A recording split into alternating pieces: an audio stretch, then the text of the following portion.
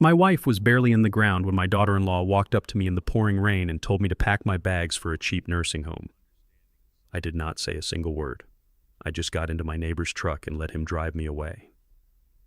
But he did not take me home. He drove me to a deserted warehouse on the edge of Atlanta, handed me a key, and said, "This is something only you can know, and you must never tell your son." I stood there in shock as I opened the heavy metal door and realized that everything I thought I knew was a complete lie. For the last 2 years, my sweet, gentle wife had been hiding a massive and dangerous secret. Before I tell you what was inside that room, let me know where you are watching from in the comments below. Hit like and subscribe if you believe a mother will do absolutely anything to protect her family. The cold Atlanta rain felt like tiny frozen needles against my dark skin, but I barely noticed it. I was 73 years old and standing over the fresh earth that now covered Yvonne. 45 years of marriage. 45 years of building a quiet life, raising our boy Terrence and sharing every morning coffee. Now it was just me standing alone in a clearing storm.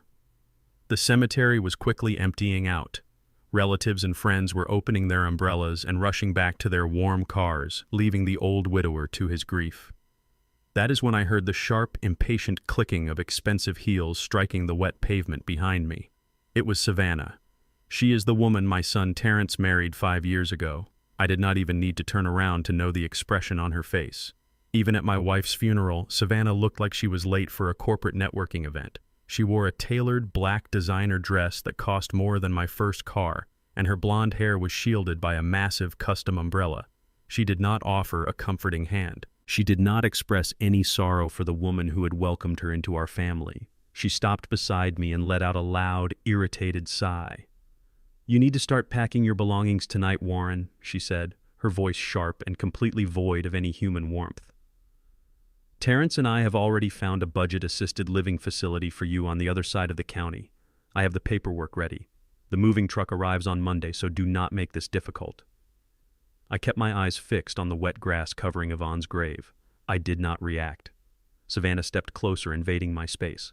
"Did you hear me, old man?" she snapped, leaning in so I could smell her overwhelming, expensive perfume. "You are not staying in that house. It is way too big for a senile retired mailman who cannot even remember where he left his slippers. Terrence and I are taking over the property. We have plans for it, so pack up your old junk and get ready to leave." She thought I was just a broken-down old African-American man suffering from cognitive decline. She thought I was nothing but a fragile retired postal worker who spent his days feeding pigeons. That was the persona I had carefully maintained for the last 2 decades. I played the part perfectly because it kept my family safe, and it kept people from asking questions. Savannah had absolutely no idea who she was talking to. She did not know that before I put on a postal uniform to take care of my sick child in the 90s, I was a senior forensic auditor for the Internal Revenue Service. I spent my prime years hunting down corporate embezzlers, dismantling money laundering rings, and destroying arrogant criminals who thought they were smarter than the system. I knew how to read people, and looking at Savannah, I saw nothing but pure, unadulterated greed. I did not yell at her. I did not defend myself. I just let the cold rain wash over my face, maintaining my absolute silence. My refusal to argue infuriated her. She opened her mouth to scream another insult, but before she could speak, a heavy, calloused hand clamped down firmly on my shoulder. It was Victor. Victor is my next-door neighbor, an old white Marine veteran who has lived beside me for 30 years. He is a man of very few words, but he possesses a fierce loyalty that you do not find easily these days. The man just buried his wife, Savannah. Victor growled, his voice sounding like gravel grinding together. "Back off before I forget my manners and throw that fancy umbrella into the mud." Savannah scoffed, her face twisting into a mask of pure aristocratic disgust. "You people are all the same," she muttered, turning on her heel. "Be ready by Monday, Warren, or I will have the state remove you by force." She marched away toward Terrence's shiny luxury car. Victor did not let me watch her leave. He gently gripped my arm and guided me toward his rusted old pickup truck parked on the edge of the cemetery grass. He opened the passenger door and helped me inside, shielding me from the heavy rain. I expected Victor to drive us back to our quiet suburban street so I could sit in my empty house and mourn my wife. But when he started the engine, he did not turn toward the suburbs. He merged onto the highway and headed straight toward the industrial district on the far outskirts of Atlanta. We drove in complete silence for 40 minutes. The rhythmic wiping of the windshield wipers was the only sound between us. "Where are we going, Victor?" I finally asked, my voice hoarse from crying earlier that morning. Victor kept his eyes on the wet road, his jaw clenched tight. He did not answer me immediately. He drove deep into a maze of abandoned factories and forgotten warehouses where the city seemed to completely disappear. He pulled the old truck up to a dilapidated brick building with faded paint and a heavy steel roll-up door. He killed the engine and the truck rattled into silence. Victor reached deep into his jacket pocket and pulled out a single heavy brass key. He held it in his hand for a moment, looking down at it before handing it over to me. "Yvonne came to my house a month ago," Victor said, his voice incredibly heavy with emotion. "It was right after the doctors told her the cancer had spread to her brain. She was weak and she could barely walk, but her eyes were burning with a terrifying kind of fire. She handed me this key, Warren. She made me swear on my life and my honor that if she did not make it through the winter, I would bring you to this exact location immediately after they put her in the ground." I took the cold brass key, staring at my old friend in complete confusion. "Why did she not just tell me?" I asked. "Because she knew you would try to stop her," Victor replied, turning to look me directly in the eyes. "She said this is something only you can know. She was very specific, Warren. You must never tell your son Terrence about this place. Not until you understand exactly what you are dealing with. She said Terrence is completely blind to the snake sleeping in his bed." My heart began to pound heavily against my ribs. The old dormant instincts of the forensic investigator suddenly woke up screaming inside my head. I opened the truck door and stepped out into the freezing rain. I walked toward the heavy steel door of the abandoned warehouse. My hands were shaking not from the cold but from the overwhelming anticipation of what my dying wife had hidden from me. I slid the brass key into the rusted padlock. It clicked open smoothly. I pushed the heavy metal door upward, the rusty tracks groaning loudly in the empty industrial lot. I stepped inside the dark space and fumbled for a light switch on the concrete wall. I flipped the switch and a row of bright fluorescent lights buzzed to life, illuminating the entire room. I completely stopped breathing. The metal key slipped out of my hand and clattered loudly onto the concrete floor. It was not a storage unit for old furniture or forgotten memories. It was a fully operational war room. The entire back wall of the warehouse was covered in massive corkboards.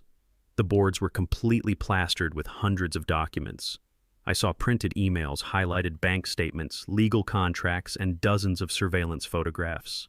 Everything was meticulously connected by thin red string charting out a massive and complex financial conspiracy.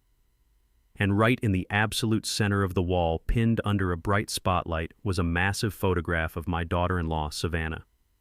I walked slowly toward the wall, my professional eyes automatically scanning the documents. I saw wire transfer receipts, routing numbers, hidden shell companies, and forged signatures. My sweet, gentle Yvonne, who spent her evenings baking pies and watching game shows, had not been quietly waiting to die. For the last 2 years, while the cancer slowly consumed her body, she had been systematically building a federal-level fraud case against her own daughter-in-law. She had been investigating Savannah in complete, absolute silence, gathering the ammunition I would need to wage a war I did not even know had started. I walked slowly toward the massive corkboard, my eyes scanning the hundreds of financial documents pinned against the cork. My wife Yvonne was a high school teacher. She spent her retirement baking peach cobbler and knitting blankets for our church. But the wall in front of me looked like the inside of a federal investigation bureau. She had mapped out a massive complex web of wire transfers, offshore shell corporations, and hidden bank accounts. Resting on a small metal desk right below the center of the corkboard was a silver digital voice recorder. A small piece of white tape was stuck to it with my name, written in Yvonne's neat cursive handwriting. My hands were shaking as I picked it up. I pressed the play button. The small speaker crackled to life, and the sound of my beautiful wife's voice filled the cold, empty warehouse. Her voice was weak, fragile, and struggling for breath because the cancer was actively destroying her lungs. But her tone was absolutely chilling. It was sharp, cold, and filled with a terrifying clarity. "Warren. My sweet husband," she said, her voice echoing in the dark room. "If you are listening to this, it means I am gone, and you are standing in my war room. I am so sorry I kept this a secret from you for 2 years. I knew if I told you what I was doing, you would try to stop me, or you would take over the investigation yourself. I needed you to focus on loving me during my final days. I did not want our last moments together poisoned by the pure evil sleeping under our son's roof. I closed my eyes, letting her voice wash over me. Savannah is a monster, Warren. Yvonne continued, her voice growing harder. She is stabbing our boy in the back and bleeding him dry. You know Terrence has spent the last 5 years developing that revolutionary medical patent. He thinks Savannah has been helping him secure venture capital funding, but she is not helping him. She is systematically forging his signature and legally transferring the ownership of his life work into a dummy corporation. That corporation is secretly owned by her lover. She has been having an affair for over 2 years, Warren. They are planning to steal the patent and completely cut Terrence out of his own company. My heart slammed against my ribs. Terrence had poured his entire soul into that medical device. It was his dream, and this woman was plotting to rip it out of his hands and hand it over to another man. But that is not all, Yvonne said, coughing weakly into the microphone. Savannah knows we own our house outright. She knows the property value has tripled. She is planning to have you declared legally incompetent. She wants to throw you into a miserable state-run mental asylum to steal the house and liquidate our life savings. She thinks because you are old and quiet that you are completely defenseless. She thinks you are just a foolish, retired mailman. Yvonne paused and took a deep, rattling breath. Show her how wrong she is. Warren, my wife, whispered fiercely, her voice carrying a deadly command. Savannah thinks she is playing a game with a helpless old victim. Remind her who you really are. Dig up the monster you buried decades ago. Use what you do best, and absolutely destroy her. The recording ended with a soft click. The warehouse fell back into a heavy, suffocating silence.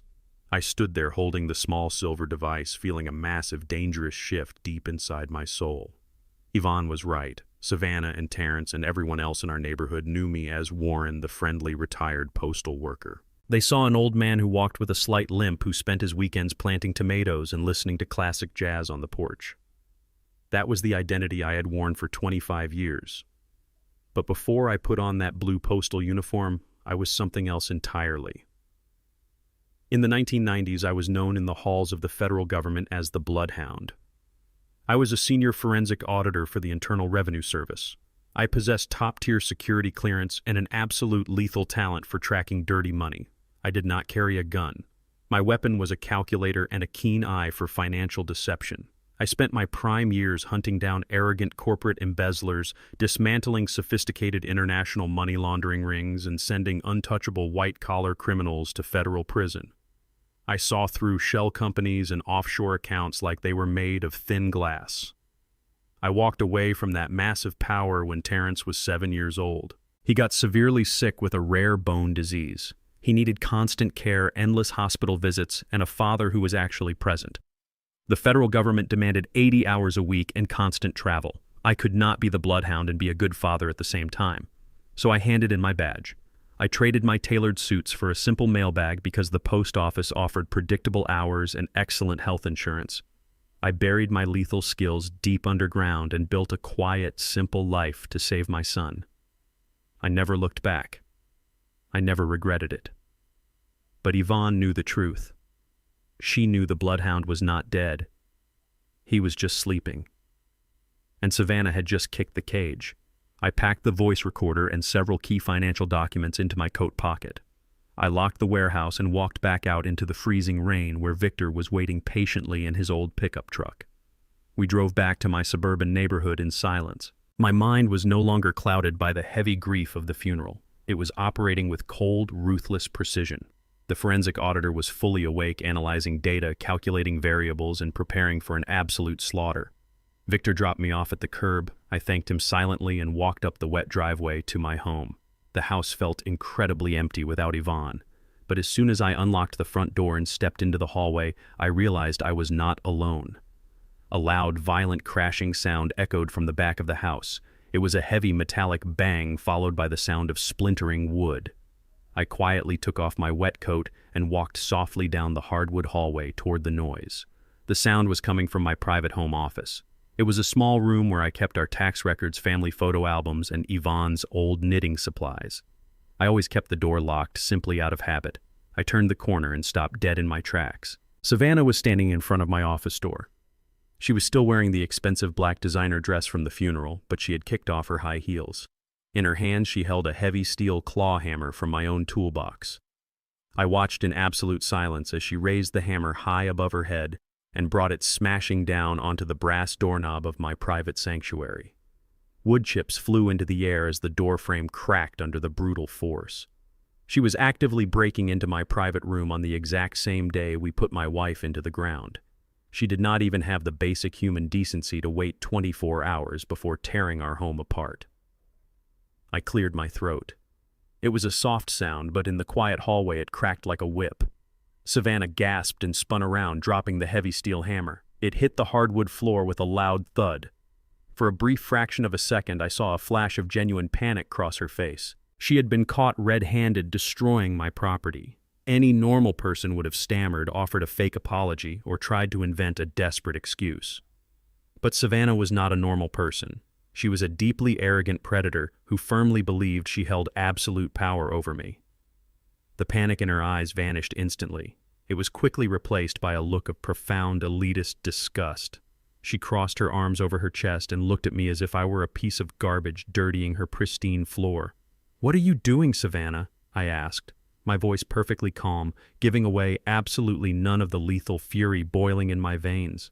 She did not flinch. She lifted her chin, her blonde hair falling perfectly over her shoulders, and she sneered at me with pure venom. "I am looking for the property deed," she said, her voice echoing loudly in the narrow hallway. "Do not try to fight this old black man. You are completely powerless here. The psychiatrist is coming tomorrow morning to evaluate your deteriorating mind, and I promise you his medical report will ensure you never step foot in this house again."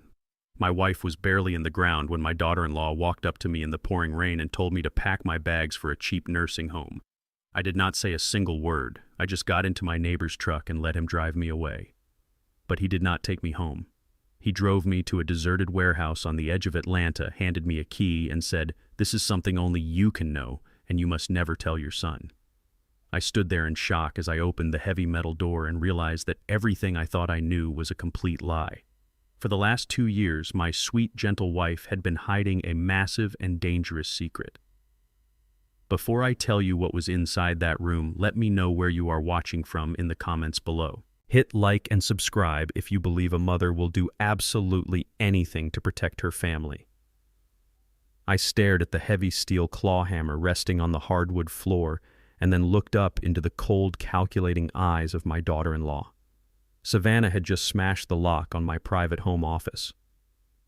The old forensic auditor inside me, the bloodhound, wanted to step forward, grab her by the throat with legal threats, and expose her entire criminal existence right then and there.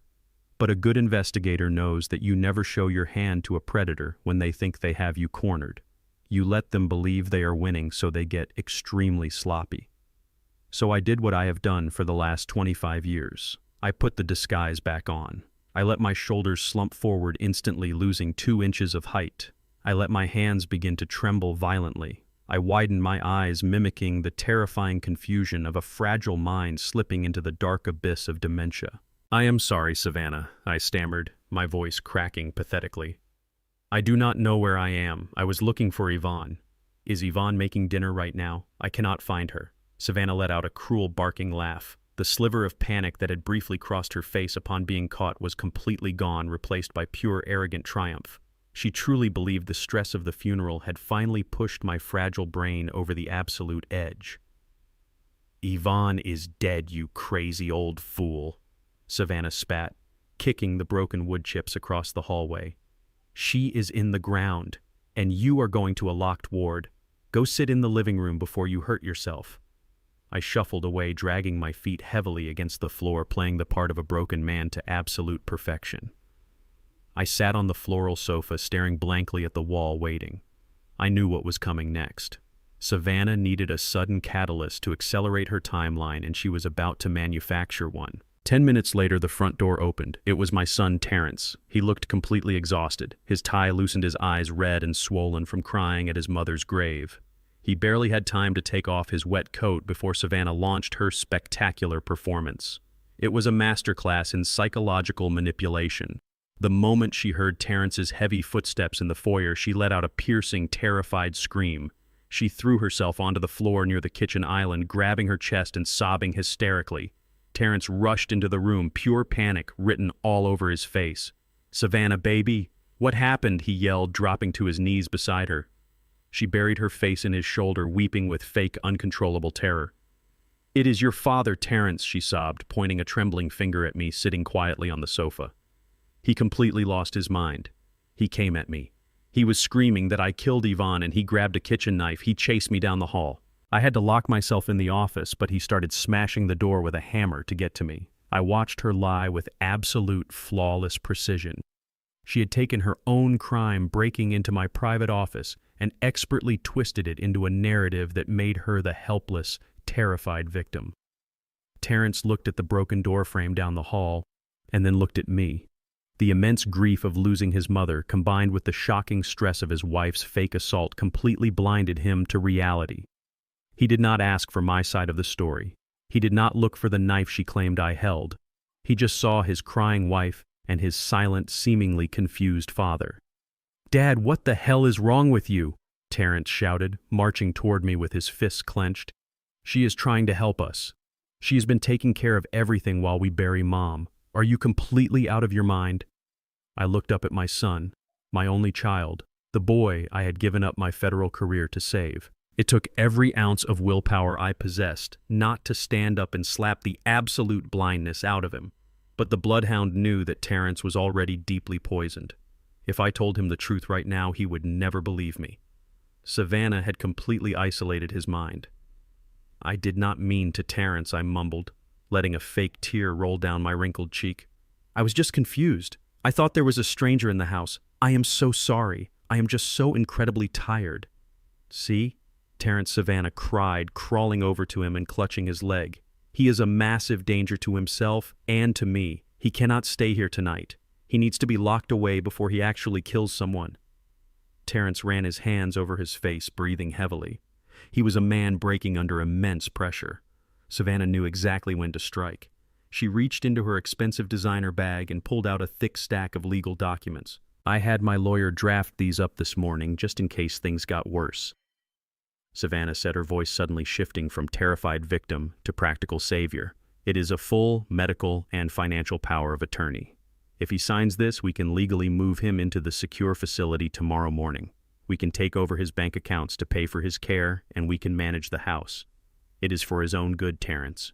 You know it is." Terrence looked at the heavy papers and then looked at me. His eyes were filled with a profound, tragic pity. It was the look of a son saying goodbye to a father he thought was already completely gone. "Dad," Terrence said, his voice dropping to a heavy whisper, "you have to sign this. I cannot have you attacking my wife. You are sick. Mom is gone and I cannot take care of you. Sign the papers and let us get you the help you need." He placed the thick stack of documents on the coffee table right in front of me. Savannah stood behind him, wiping her fake tears, a cold, victorious smirk playing proudly on her lips. They were stripping away my human rights, my freedom and my property right there in my own living room. I reached out with a violently shaking hand. "I need my pen," I whispered, patting the pockets of my cardigan. "I can only sign with my lucky pen." Savannah rolled her eyes, but she did not object. "Just let the old fool use his pen." "Terrence," she muttered, "just get it done." I reached deep into the inner pocket of my shirt and pulled out a heavy silver fountain pen. It looked like an elegant antique, but it was actually a highly specialized tool from my days at the Internal Revenue Service. I slowly uncapped it and leaned over the documents. I let my hand tremble violently as I pressed the nib to the paper. I did not sign my actual legal signature. I used a specific chaotic scribble, a forged signature I had developed decades ago when dealing with undercover informants. I signed the bottom of every single page, authorizing the transfer of my life, my house, and my finances over to the woman who was secretly destroying my son. "Thank you, Dad," Terrence said softly, taking the papers away. "It is going to be okay." Savannah snatched the documents from his hands, her eyes gleaming with pure, unfiltered greed. "I will fax these to the facility and the bank right now," she said, turning her back on us and marching up the stairs. "The moving truck will be here early tomorrow." Terrence walked into the kitchen to pour himself a drink, completely exhausted. I stayed on the sofa, staring blankly ahead, playing the defeated old man until the sun finally went down and the house fell into a deep, heavy silence. At midnight, when I was absolutely certain Terrence and Savannah were asleep, I dropped the pathetic act. I stood up from my bed, my posture perfectly straight. I walked to my closet and pushed aside the old shoeboxes. I pulled back a loose floorboard and lifted out a heavy steel briefcase locked with a biometric thumbprint scanner. I pressed my thumb against the glass. The case clicked open. Inside, nestled in black foam, were the tools of a master forensic auditor: encrypted laptops, untraceable burner phones, and specialized surveillance equipment. I pulled out a small black cellular phone and dialed a secure satellite number. It rang once before a sharp, familiar voice answered. "I was wondering when you would finally call Bloodhound," the voice said.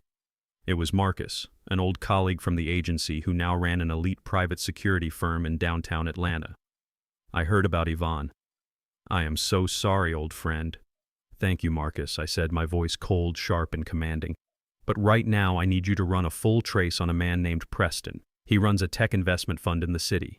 He is the parasite sleeping with my daughter-in-law and trying to steal my son's medical patent. I need every bank record, every offshore wire, and every dirty secret he has ever tried to bury." "Consider it done," Marcus replied instantly. "Are you in trouble, Warren? I heard your son is trying to put you in a home." I let out a low, dark chuckle that echoed in the quiet bedroom. "They think they have me, Marcus. My daughter-in-law forced me to sign a full power of attorney this afternoon. She thinks she owns my house and my bank accounts. She thinks she finally won." There was a brief pause on the other end of the line. "But she did not win, did she?" Marcus asked, knowing my methods perfectly. "Not even close," I replied, staring down at the heavy silver fountain pen resting on my nightstand. The pen I used was filled with a highly specialized volatile thermal ink we used back in the 90s. In exactly 24 hours, every single signature on those legal documents is going to completely evaporate into thin air, leaving the pages absolutely blank. Furthermore, the signature I used was mathematically proven to be a forgery. Legally, she holds absolutely nothing but empty paper. I looked out the window at the dark Atlanta sky, feeling the lethal energy of the bloodhound coursing through my veins for the first time in 25 years. "Savannah thinks she is playing a game with a senile old fool," I told Marcus. "But the game has only just begun. I am not just going to stop her. I am going to buy her entire world and burn it to the ground. Get me those files by morning." The hunt was officially on. The morning sun had barely crested the Atlanta skyline when I sat back down in my late wife's hidden warehouse. The air was thick with dust and the smell of aged paper, but my mind was operating with terrifying clarity. I spread out the banking records Yvonne had meticulously gathered over the past 2 years. She had highlighted a recurring sequence of offshore wire transfers. The money Savannah was secretly siphoning from my son's accounts was not just disappearing into a black hole. It was flowing directly into a shell corporation registered in the Cayman Islands. It only took me an hour of cross-referencing digital tax footprints, a skill I perfected decades ago at the agency, to unmask the true owner of that shell company. His name was Preston Sinclair. He was the chief executive officer of Vanguard Tech Ventures. He was a notorious figure in the wealthy elite enclaves of the city. He ran a predatory tech investment fund known for gutting startup companies and casually discarding the founders. He also had a quiet but well-documented reputation for refusing to do honest business with African-American entrepreneurs unless he could outright steal their intellectual property. My son Terrence had pitched his revolutionary medical device to Preston's firm 6 months ago. Terrence came home that night completely crushed, believing his prototype had been rejected for lacking market potential. He did not know that his own wife had orchestrated the meeting specifically to hand his blueprints over to her wealthy racist lover. I needed hard evidence. I needed to know exactly when and how they planned to officially launch the stolen patent. In the world of forensic auditing, paper trails tell you where the money went, but audio recordings tell you where the money is going next. I drove my rusted pickup truck to a thrift store on the south side and purchased a faded blue janitorial uniform. I bought a heavy gray trash barrel on wheels and some cheap cleaning supplies. People often wonder what it feels like to be an elderly black man in America. I can tell you it feels like being completely invisible. And when you are a predator hunting your prey, invisibility is your absolute greatest superpower. At 6 in the evening, I walked right through the polished glass doors of the Vanguard Tech Ventures building. The young security guard at the front desk barely glanced up from his smartphone. He saw an old black man pushing a trash cart and his biased mind immediately dismissed me as part of the background scenery. I kept my head down, shuffling my feet slightly, playing the part of a tired old worker perfectly. I took the service elevator up to the executive floor.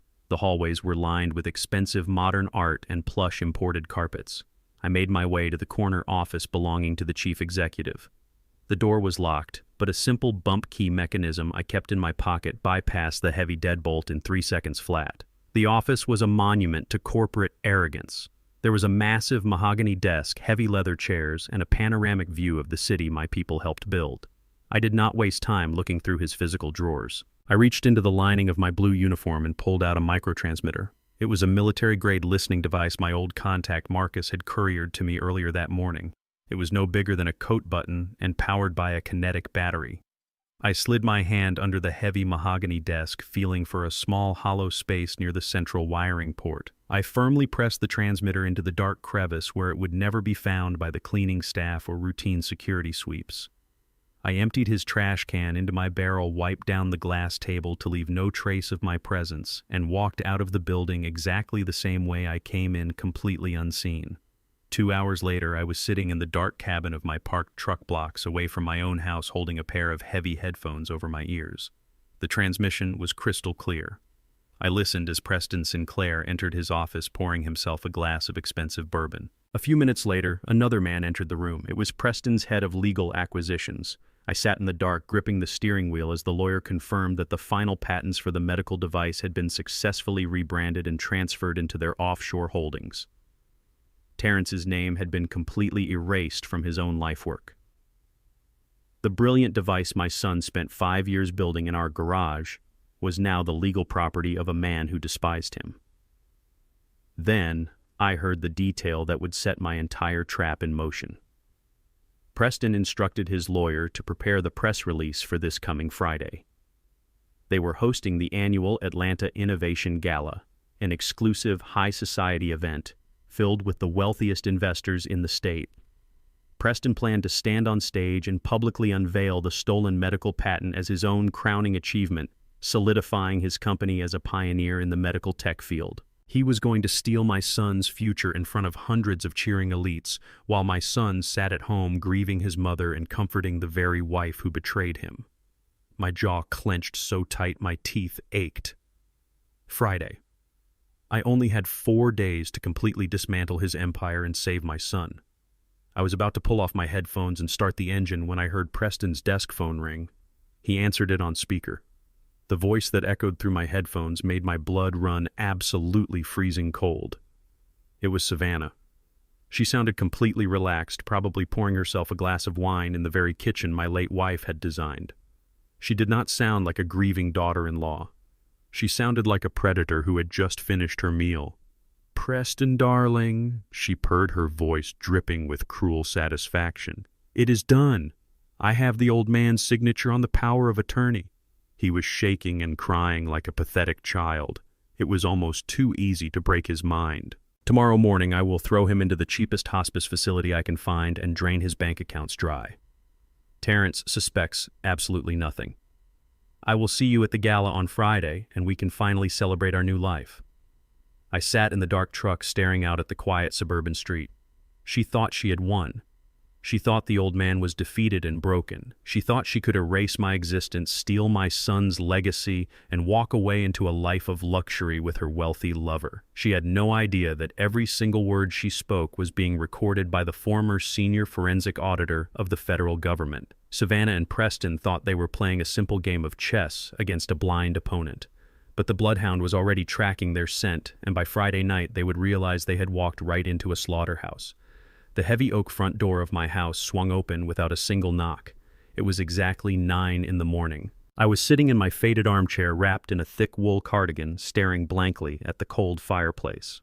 Savannah marched into the living room, her expensive high heels clicking aggressively against the polished hardwood floor. She did not come alone. Right behind her was a short, balding white man wearing a cheap, wrinkled suit and carrying a thick leather clipboard. He had the greasy, restless eyes of a bottom-feeding scam artist. Savannah had not brought a medical professional to check on my failing health. She had brought a fake lawyer to appraise my property and inventory my entire life. She did not even bother to say good morning. She walked straight past me, treating me like a piece of invisible broken furniture. She pointed a perfectly manicured finger at the beautiful antique mahogany display cabinet standing in the corner of the room. That cabinet held my late wife Yvonne's most precious belongings. It held the delicate porcelain tea set she had carefully collected over 40 years, and the silver-framed photographs of our family history. "Write all this junk down." Savannah ordered the greasy man, her voice dripping with absolute elitist disgust. "Do not bother getting individual appraisals for the dishes or the old silver. It is all ghetto trash anyway. Just lump it together as an estate sale lot. We need this entire house completely emptied and sanitized by the end of the week so we can put it on the market." The balding man nodded eagerly, scribbling quickly on his clipboard. He walked over to Yvonne's beautiful cabinet and began tapping the glass with his pen, calculating how quickly he could liquidate my memories for a quick payout. I sat perfectly still, my hands trembling slightly in my lap, playing the role of the heavily medicated senior citizen to absolute perfection. Savannah looked down at me, a cold, victorious smirk playing on her lips. She thought she had completely conquered me. She thought the forged signature I gave her yesterday afternoon meant she possessed total supreme control over my existence. She honestly believed she was standing in a house that belonged entirely to her. What she did not know was that while she was sleeping in her luxurious bed, I had spent the entire night transforming my quiet suburban home into a high-tech federal surveillance trap. Hidden inside the smoke detector, the bookshelf, and the very porcelain teapot she was currently insulting were 6 military-grade micro-cameras. They were actively recording every single word, every arrogant gesture, and every piece of criminal evidence she was generously providing. She was openly conspiring to steal my assets on crystal-clear, high-definition video. I slowly pushed myself up from the armchair, letting my knees buckle slightly. I kept my head down, adopting a look of deep, pathetic submission. "I am going to the kitchen," I mumbled, my voice weak and raspy. "Would you and your guest like a cup of hot tea, Savannah?" Savannah let out a harsh, mocking laugh. She looked at the fake lawyer and rolled her eyes. "Look at him," she sneered loudly, completely ignoring the fact that I was standing right there. Yesterday he was waving a knife like a dangerous lunatic, and today he is trying to play the perfect little host. The dementia is completely rotting his brain. She turned back to me, her eyes hard and devoid of any human empathy. "Make the tea, old man," she commanded. "And make it quick. I have a very busy schedule today and you have a lot of packing to do. Your medical transport arrives tomorrow morning to take you to the secure facility." I shuffled slowly toward the kitchen, dragging my feet across the floor. Once I was safely behind the kitchen counter, out of her direct line of sight, my fragile, trembling demeanor completely vanished. My posture straightened and the cold, calculating energy of the bloodhound returned. I prepared the tea with precise, deliberate movements. I was not making tea to be hospitable. I was setting the stage for a psychological strike. Physical violence is loud and messy, but psychological warfare, when executed perfectly, leaves an enemy completely paralyzed from the inside out. I placed 2 delicate porcelain teacups on a silver serving tray and carried them slowly back into the living room. Savannah was standing by the large bay window, staring out at the front lawn, already planning the expensive landscaping she would do once I was securely locked away in a mental ward. The fake lawyer was busy tapping on the walls, checking the structural integrity of the home they were planning to steal. I approached Savannah, holding the silver tray with violently shaking hands. The porcelain cups rattled loudly against the metal. I stopped right next to her, allowing her to look down on me from her position of absolute arrogant power. She reached out and took a cup from the tray, taking a slow sip without ever saying thank you. She was completely relaxed, utterly confident in her total victory. I looked up at her, my eyes wide and cloudy, performing the role of the confused, helpless victim. Then, without changing my fragile posture or raising my weak, raspy voice, I dropped the absolute bomb. "Are you absolutely sure Preston is going to give you the 50% equity he promised you?" I asked, my tone completely casual, as if I were asking about the weather. The effect was absolutely instantaneous and spectacularly violent. Savannah froze. The delicate porcelain teacup stopped halfway to her mouth. Her breathing completely ceased. I watched the blood rapidly drain from her perfectly made-up face, leaving her skin a horrifying shade of pale gray. Her eyes widened to an unnatural size, staring at me in pure, unadulterated terror. The name Preston hit her like a physical bullet to the chest. Preston was her secret wealthy lover. Preston was the corrupt tech investor she was conspiring with to steal my son's medical patent. Preston was the man she had spoken to on her private phone, completely unaware that I had bugged his office. There was absolutely zero logical reason for an isolated, senile old man in the suburbs to know that specific name or the exact details of their highly illegal corporate equity agreement.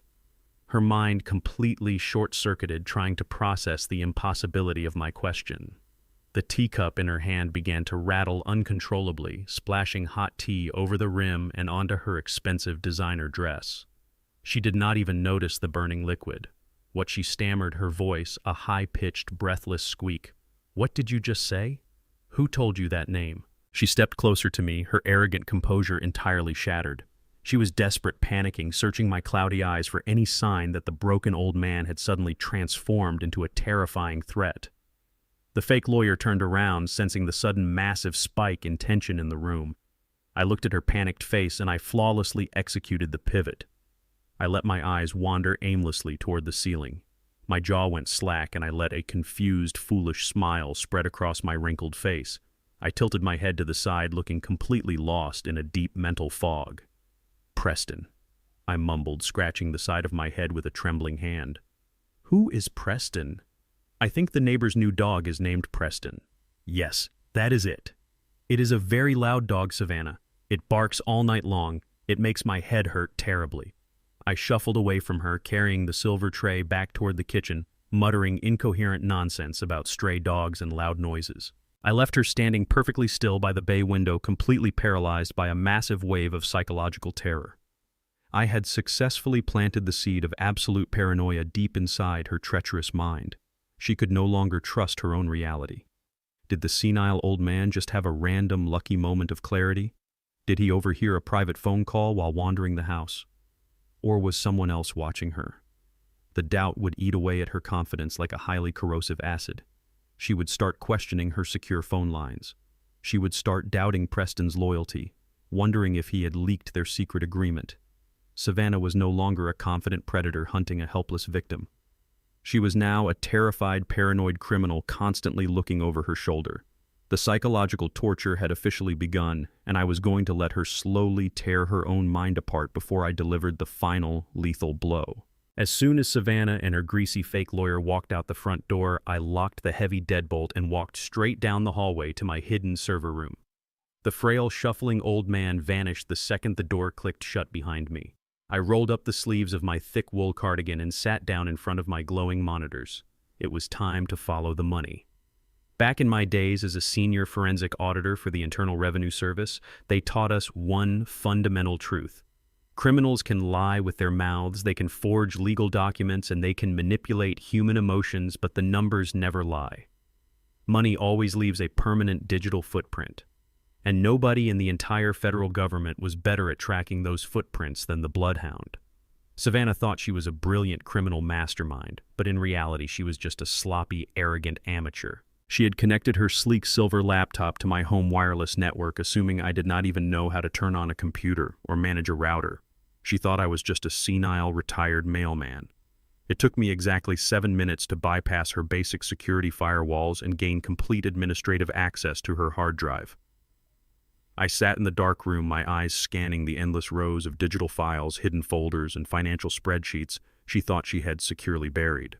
I was operating with a cold, ruthless efficiency. I opened her private banking applications and started pulling the digital threads of her massive deception.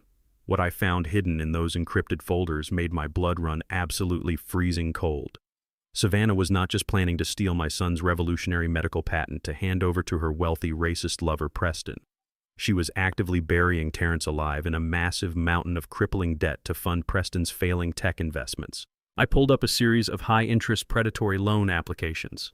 Savannah had stolen Terrence's social security number, forged his digital signature, and taken out $200,000 in highly toxic business loans. She had deliberately leveraged his entire medical startup, securing the massive debt against the very laboratory equipment he used to build his prototypes. I leaned closer to the monitor and followed the wire transfers.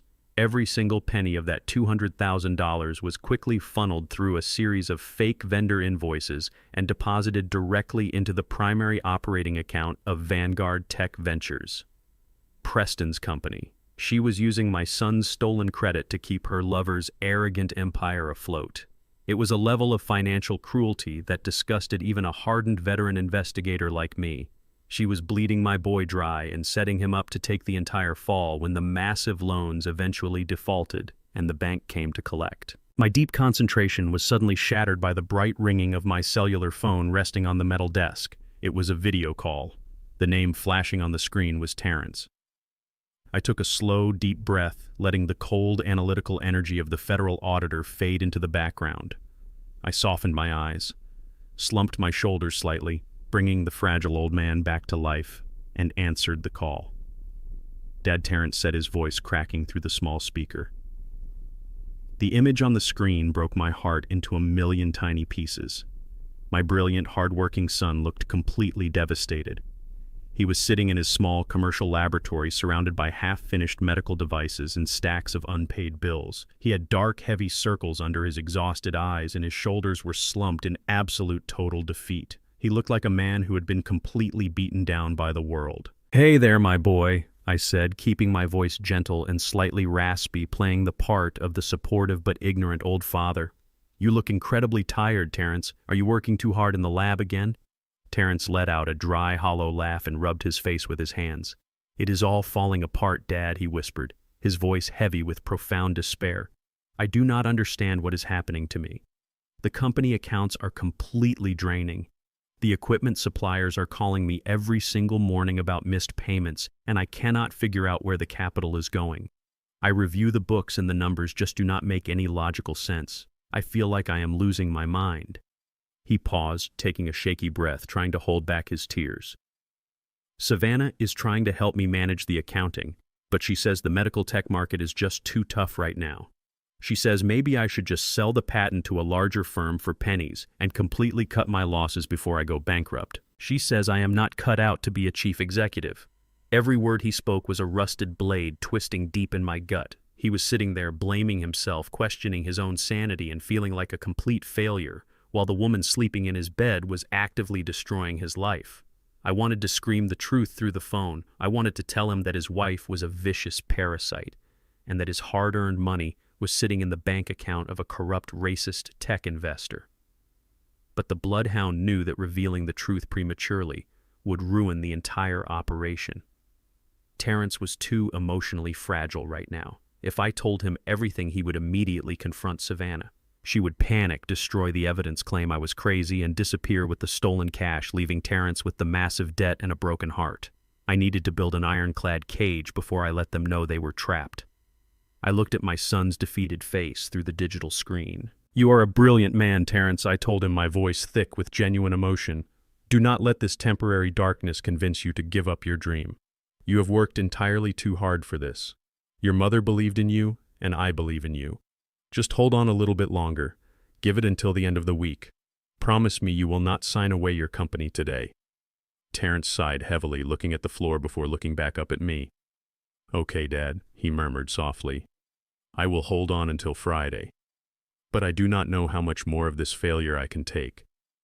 I love you, Dad." "I love you too, my son," I replied. I ended the video call and placed the phone gently on the metal desk. The sadness in my chest instantly vanished, entirely replaced by a lethal burning fury.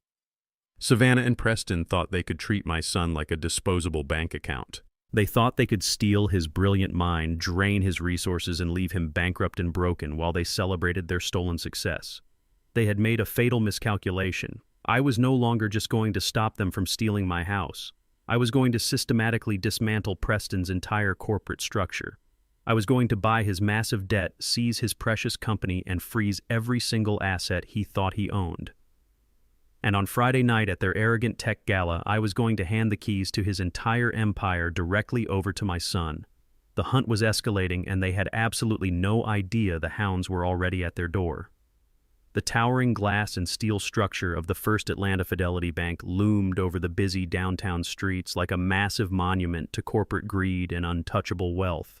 It was the premier investment bank in the city handling the private fortunes of the elite, including the corrupt tech funds managed by Preston Sinclair. I parked my old rusted sedan a few blocks away and walked slowly toward the grand entrance. I was dressed precisely for the part I needed to play. I wore a faded brown wool cardigan that had seen better days, a pair of worn corduroy trousers, and scuffed orthopedic walking shoes. I looked exactly like a fragile 73-year-old black man who had wandered far away from his quiet suburban porch. I pushed through the heavy revolving glass doors and stepped into a lobby that smelled of expensive imported coffee and rich mahogany. The air conditioning was freezing, contrasting sharply with the warm, humid Atlanta air outside. The lobby was filled with men in custom-tailored suits and women carrying designer briefcases. As I shuffled my feet across the pristine marble floor, the bustling noise of the room noticeably dropped. Wealthy clients and sharp young executives glanced at me with expressions ranging from mild confusion to outright elitist disgust. They saw a tired old man from the South Side and instantly decided I was a nuisance, a mistake, a piece of trash that had blown in through the front door. I walked directly to the massive marble reception desk. The young woman sitting behind the monitor wore a sharp blazer and a condescending smile.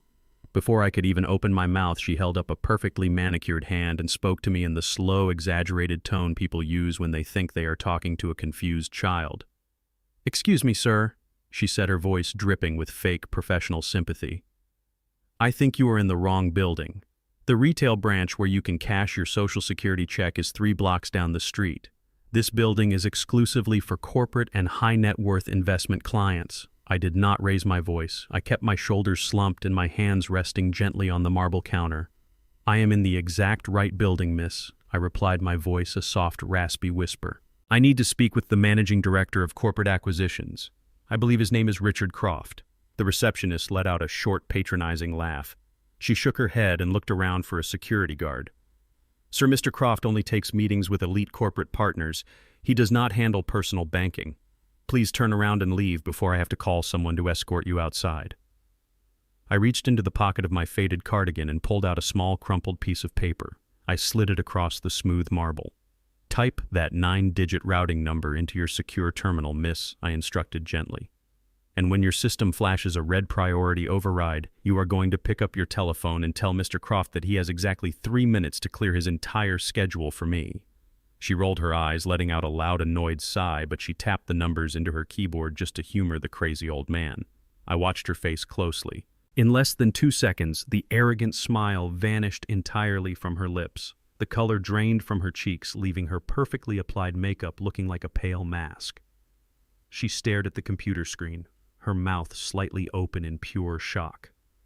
She did not say another word to me. She immediately picked up her phone, her hands trembling violently as she dialed the top floor. 5 minutes later, I was standing inside the sprawling penthouse office of Richard Croft. The room was breathtaking, featuring floor-to-ceiling windows that offered a panoramic view of the entire city. Croft was a man in his late 50s wearing a $3,000 Italian suit and a heavy gold watch. He was standing behind his massive oak desk, looking intensely irritated by my presence. He had been forced to cancel a golf game with a state senator, and he was clearly furious that the priority override belonged to a shabby old black man in a moth-eaten sweater. "Look, I do not know what kind of glitch you triggered in our system," Old Man Croft barked, leaning his knuckles aggressively against the desk. "But I am an incredibly busy man managing billions of dollars in corporate assets. State your business and get out of my office before I have you arrested for trespassing." I stood in the center of the plush carpet. For the first time all day, I dropped the pathetic disguise. I straightened my spine, instantly growing taller. I rolled my shoulders back, releasing the tension of the fragile persona. The weak trembling in my hands ceased entirely. When I looked into his eyes, the quiet, defeated old mailman was completely gone. The bloodhound was awake and staring right through him. "I am not here to waste your time, Richard," I said, my voice dropping into a deep, cold, and commanding baritone that echoed off the high ceiling. "I am here to buy a man, and I am here to save you from spending the rest of your miserable life in a federal penitentiary." Croft frowned, his irritation suddenly faltering against the sheer, unyielding weight of my newly revealed presence. He opened his mouth to shout for his security team, but I was already moving. I reached deep into the inner pocket of my cardigan and pulled out a solid black polycarbonate credentials case. I flipped it open and tossed it heavily onto his pristine oak desk. The heavy brass shield gleamed in the sunlight. It bore the terrifying official seal of the United States Department of the Treasury. Next to the shield was my identification card stamped with a bright red clearance code. Internal Revenue Service, Level 8, Senior Forensic Consultant. Croft looked down at the badge and his arrogant world completely shattered. A Level 8 clearance is not a standard tax auditor. It is the absolute highest civilian authority in the federal financial sector. It is a ghost clearance given only to the elite investigators who hunt down global money laundering syndicates. A Level 8 agent has the supreme legal authority to freeze an entire banking institution with a single phone call without needing a judge's signature. Croft's breathing hitched loudly in his throat. He stumbled backward, landing heavily in his expensive leather chair. He looked at the badge and then up at me, his eyes wide with absolute paralyzing terror.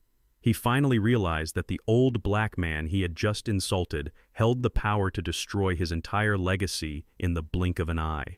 Sir Croft stammered, his arrogant corporate vocabulary completely evaporating.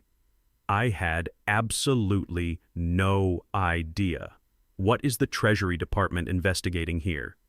We have always complied with federal regulations. We run a clean bank. You run a blind bank, Richard. I corrected him, sharply pulling a thick stack of documents from my coat and slamming it down next to my badge. Preston Sinclair and his firm Vanguard Tech Ventures have been funneling hundreds of thousands of dollars in stolen fraudulent funds directly through your commercial accounts for the last 2 years. He is using your pristine reputation to wash dirty money stolen from the elderly and stolen from vulnerable medical startups. If I make one phone call right now, the federal government will freeze every single asset in this building, and your face will be on the front page of every newspaper tomorrow morning as a co-conspirator in a massive embezzlement ring. Croft was sweating profusely now. Thick beads of moisture gathered on his forehead and rolled down his pale cheeks. He raised his shaking hands defensively. "Please, sir," he begged, his voice cracking with desperation. "Please do not call Washington. I swear to you, I knew nothing about Preston's illegal activities. We will cooperate fully. Tell me exactly what you need me to do to make this go away." I leaned forward, planting my calloused hands firmly on his desk, getting right into his terrified face. "I am going to give you a way out, Richard," I said, my voice a lethal whisper. "You are going to log into your main terminal right now and place a permanent silent federal hold on every single account belonging to Preston Sinclair. He will not be able to withdraw a single penny. And you will not alert him to this hold under any circumstances." "Done," Croft gasped frantically, tapping his computer keyboard. "It is done. The accounts are frozen." "What else?" I looked at the terrified banker. "Preston heavily leveraged his own company to secure massive business loans from your bank," I explained. "He currently owes you $5 million. He is planning to use a stolen medical patent this Friday to secure new funding to pay you back. I am not going to let that happen." I reached into my pocket one last time and pulled out a certified banking draft. It represented the culmination of 45 years of quiet, disciplined saving by me and my late wife Yvonne. We never bought luxury cars or fancy vacations. We invested, we saved, and we compounded our hidden wealth. It was our secret fortress. I dropped the draft onto the desk. $8 million, I stated coldly. I am buying the entirety of Preston Sinclair's corporate debt right now. I am purchasing his loans directly from your bank at a premium. You get to wipe a toxic liability off your books and save yourself from a federal money laundering indictment. In exchange, I become the sole primary creditor of Vanguard Tech Ventures. I want the immediate legal authority to seize all of his assets, his company, and his patents the very second he defaults." Croft stared at the incredible sum of money printed on the paper. He looked up at me completely, utterly defeated. He realized I was not just conducting a federal investigation. I was executing a perfectly calculated financial assassination, and I was using his bank as the murder weapon. Croft grabbed his expensive pen with trembling fingers and hastily signed the massive debt transfer agreements, making the transaction completely binding and official. He pushed the heavy legal documents back across the desk toward me. He pulled a silk handkerchief from his pocket and desperately wiped the thick sweat from his forehead. He slowly stood up from his leather chair, completely abandoning his corporate pride. He bent at the waist, executing a deep, subservient bow to the man in the faded brown sweater.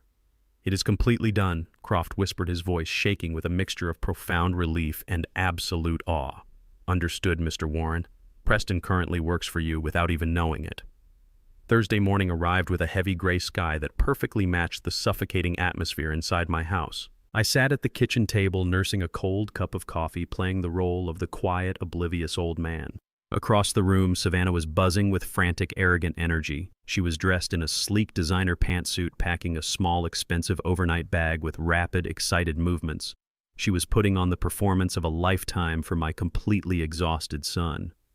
Terrence was sitting on the edge of the sofa, rubbing his bloodshot eyes. He looked like a man carrying the weight of the entire world on his shoulders. His medical startup was completely bleeding cash, and he still had no idea that the woman standing right in front of him was the one holding the knife. "I am so sorry I have to leave you today, baby," Savannah cooed, walking over and planting a fake affectionate kiss on Terrence's forehead. "This business trip to Chicago was completely unavoidable. The marketing firm needs me to pitch to the new clients. But I promise I will be back by Saturday morning to help you deal with your father." Terrence nodded blindly, completely trusting the monster he had married. "Just go and knock their socks off, Savannah," he murmured, his voice thick with profound fatigue. "I will hold down the fort here. Have a safe flight." She was not going to Chicago. She was not going to pitch to new clients.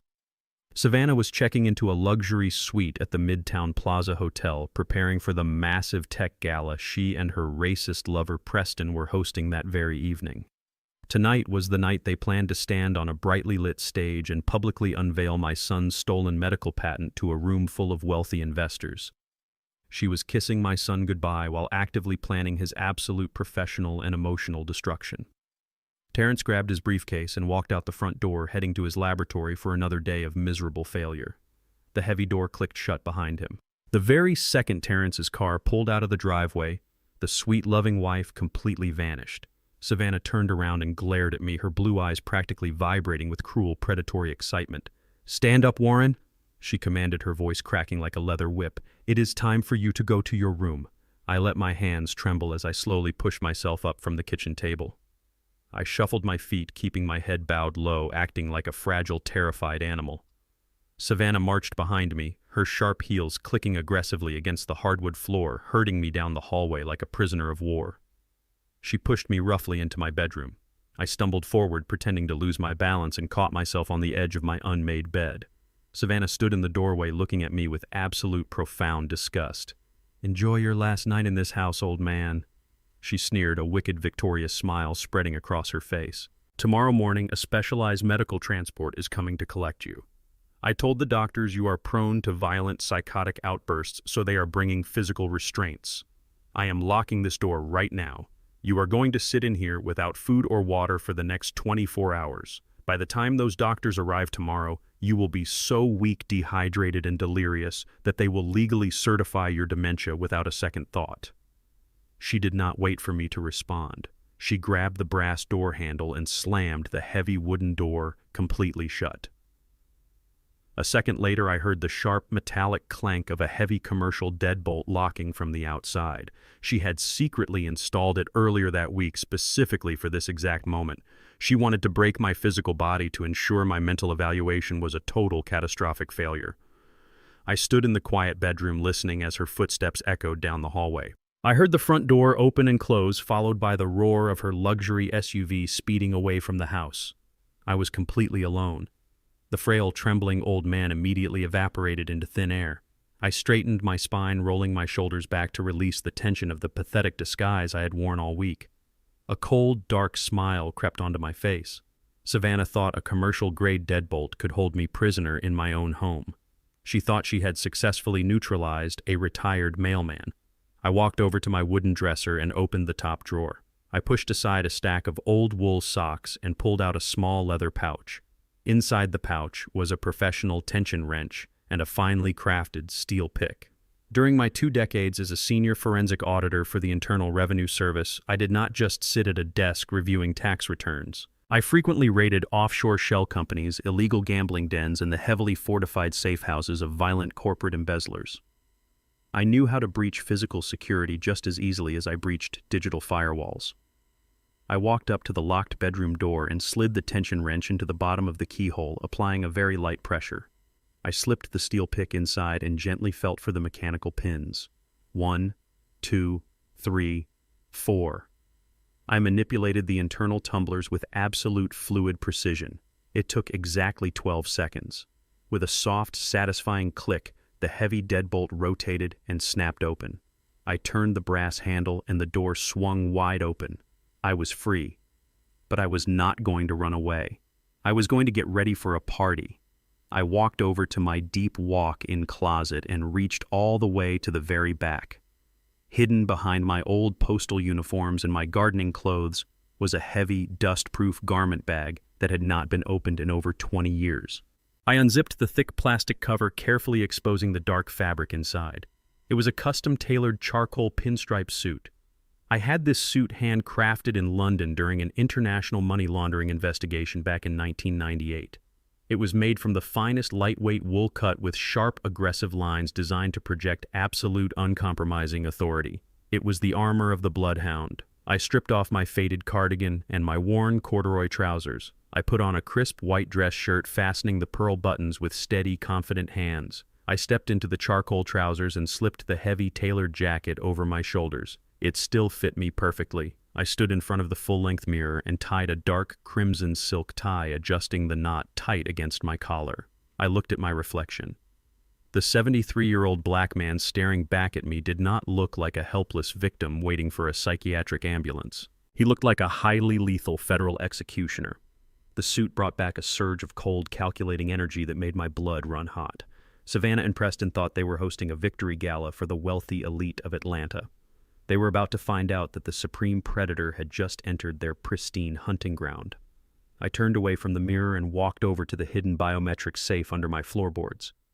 The green light flashed as it scanned my thumbprint, and the heavy steel door popped open.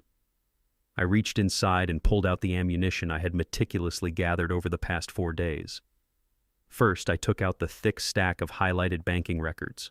These documents proved beyond a shadow of a doubt that Preston Sinclair's company was completely bankrupt, and that I was now the sole legal owner of his massive corporate debt. Second, I pulled out the glossy high-definition photographs my private investigator had captured. Beautiful, crystal-clear images of Savannah and Preston holding hands, entering hotel rooms, and laughing together while my son was working himself into an early grave. And finally, I pulled out the crown jewel of my entire operation. It was a single sheet of heavy stationery bearing the official seal of the United States Federal Bureau of Investigation. Marcus, my old colleague at the agency, had pulled a massive favor with the Cyber Crimes Division. When he handed over my evidence of Preston's money laundering and Savannah's corporate identity theft, a federal judge did not hesitate. The paper in my hand was a fully authorized active federal arrest warrant for both Preston Sinclair and Savannah Vance. I walked over to my desk and picked up a large, dark brown manila envelope. The kind of plain, unremarkable envelope a retired mailman might carry on a routine delivery. I opened the metal clasp at the top. I folded the banking records and slid them inside. I took the glossy photographs of the illicit affair and dropped them in right behind the financial ruin. Finally, I folded the federal arrest warrant, making sure the bright red signature of the federal judge was the very first thing they would see, and slipped it into the absolute center of the package. I sealed the envelope tight, holding it in my hands.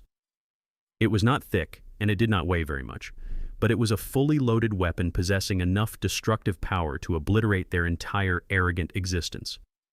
I checked my gold wristwatch. It was 6 o'clock in the evening. The Atlanta Innovation Gala was just beginning to fill with the wealthiest corporate elites in the city. Savannah and Preston were probably standing by the open bar drinking vintage champagne, smiling and accepting early congratulations for the brilliant medical patent they had violently stolen from my family. I tucked the dark brown envelope under my arm and walked out of the bedroom, leaving the broken lock behind me. I walked through the quiet house, stepping out into the cool evening air, and climbed into my rusted old sedan. It was time to go to a party. It was time to teach the elite exactly what happens when you mistake a sleeping lion for a week-old dog. The Atlanta Innovation Gala was held at the most exclusive luxury hotel in the heart of the downtown financial district. It was a massive, sprawling venue reserved only for the highest echelons of corporate power. Valets in crisp white shirts rushed to open the heavy doors of imported sports cars and stretched limousines, guiding the wealthy guests toward the red carpet. I did not drive my rusted suburban sedan to the front door. I took a standard city cab, stepping out onto the wet pavement just a few yards away from the velvet ropes. The crisp evening air felt electric against my skin. I adjusted the lapels of my charcoal pinstripe suit, the armor I had not worn in over 2 decades, and walked right past the line of waiting billionaires with the supreme confidence of a man who owned the very ground they stood on. I pushed open the heavy brass double doors and stepped into the grand ballroom. The sheer opulence of the room was designed to intimidate. Massive crystal chandeliers hung from the vaulted ceilings, casting a brilliant golden light over the sea of wealthy guests. Waiters glided silently across the polished marble floors, carrying silver trays of vintage champagne and delicate appetizers. But the most prominent feature in the room was a giant digital banner projecting across the back wall. It read, "Vanguard Tech Ventures, the future of medical innovation." Directly beneath that banner, resting on a lighted pedestal, was a sleek glass display case holding the prototype of the revolutionary medical device my son Terrence had spent 5 agonizing years building in our garage. They were actively celebrating the theft of my son's life work. They were preparing to publicly claim his absolute genius as their own. The room was packed tightly with the elite class of Atlanta. Venture capitalists, powerful politicians, and arrogant corporate titans mingled and laughed.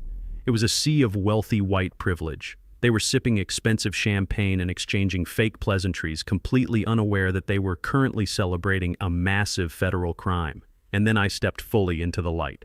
Even in my immaculate, custom-tailored suit, I stood out like a blaring warning siren. I was a 73-year-old African-American man stepping uninvited into a highly guarded sanctuary built on generational wealth and systemic exclusion. The gentle hum of the classical string quartet continued to play from the corner, but the arrogant conversations nearest to the grand entrance suddenly died down. Eyes turned toward me. I felt their heavy, judgmental stares scanning my face, my skin, and my completely unapologetic presence. They did not see a retired federal investigator capable of destroying their financial portfolios. They saw a glaring anomaly. They saw an old black man who must have surely wandered past the security desk by mistake. The subtle whispers of prejudice rippled through the crowd. I did not shrink under their heavy gazes. I did not lower my head. I walked forward with the slow, deliberate, and utterly terrifying stride of an apex predator returning to his natural hunting ground. I scanned the massive room, searching for my targets. Right in the absolute center, standing on a slightly elevated platform, were the 2 people I had come to utterly destroy. Preston Sinclair. The corrupt chief executive was wearing a sharp velvet tuxedo, holding a crystal glass of expensive bourbon and laughing loudly at a joke made by a city senator. Standing right beside him, holding his arm with zero shame, was my treacherous daughter-in-law, Savannah. She was wearing a stunning backless silver evening gown dripping in heavy diamonds that were undeniably purchased with the money she had violently stolen from my son. They were holding court, receiving early congratulations for the brilliant medical project they were about to publicly unveil. Savannah turned her head to grab another glass of champagne from a passing waiter. As she turned, her eyes swept casually across the ballroom floor. Her gaze locked directly onto mine. I stopped walking and simply stood there 20 feet away, holding the heavy, dark brown manila envelope firmly in my right hand. The bright, triumphant smile on her perfectly made-up face instantly shattered into a million jagged pieces. Her eyes widened in absolute shock and pure, unadulterated panic. Her brain simply could not comprehend what she was looking at. In her twisted and cruel reality, I was supposed to be securely locked inside my dark bedroom, starving, severely dehydrated, and descending into total mental madness, waiting for a psychiatric ambulance to carry me away at dawn. Yet here I was, standing tall, powerful, and impeccably dressed, infiltrating her perfect night of stolen glory. The panic quickly morphed into a furious, violent rage. She whispered something urgently to Preston, dropped his arm, and marched aggressively through the wealthy crowd toward me. Her silver dress flowed behind her like a toxic storm cloud. She stopped just inches from my face, completely ignoring the curious, disgusted stares of the wealthy investors standing nearby. She kept her voice to a harsh, venomous whisper, desperately trying to avoid making a public scene, but her body was literally shaking with fury. "What in the hell are you doing here?" she hissed, her blue eyes flashing with pure, unfiltered hatred. How did you get out of that locked room? Who let this savage old man inside this building? You are supposed to be locked away, you crazy senile fool. You are ruining everything." I did not answer her. I just looked down at her with a calm, empty expression, letting her toxic anger boil over. My total silence infuriated her even more. She looked around frantically, her chest heaving, ready to signal for the hotel security team. "You are completely out of your mind," Savannah spat, leaning closer so I could smell the sweet vintage champagne on her breath. "You are a pathetic, broken old man, and you are ruining the most important night of my entire life. I am going to have you dragged out of here in handcuffs and thrown directly into a locked mental ward tonight. I am calling security right now." Before she could raise her manicured hand to signal the guards, Preston Sinclair sauntered over. He moved with the slow, arrogant swagger of a man who truly believed he owned the entire universe and everyone living inside it. He looked me up and down, taking in my vintage pinstripe suit and my remarkably calm demeanor. He let out a loud, patronizing scoff. His face was a mask of supreme racial and financial superiority. "Is this the pathetic father-in-law you were telling me about, Savannah, Preston?" asked, his voice dripping with absolute contempt and mocking amusement. "The retired mailman who is completely losing his fragile little mind." Savannah nodded, her hands clenched into tight fists. "Yes, he somehow broke out of the house. He is completely unhinged and dangerous, Preston.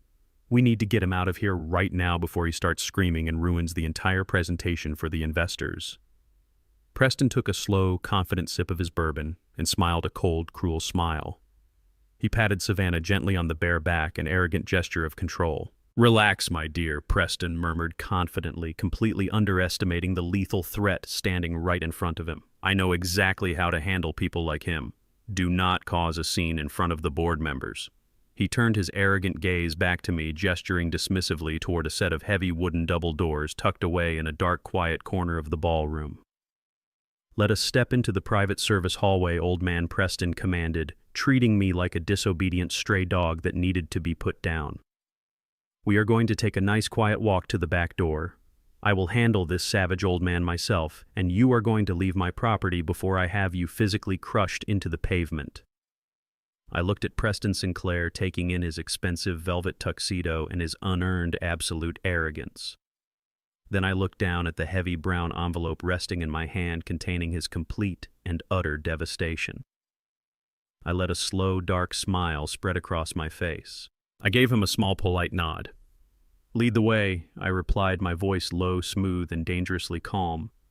I followed them away from the bright lights and the classical music, stepping into the quiet shadows of the service corridor, completely ready to burn their entire arrogant world to ashes.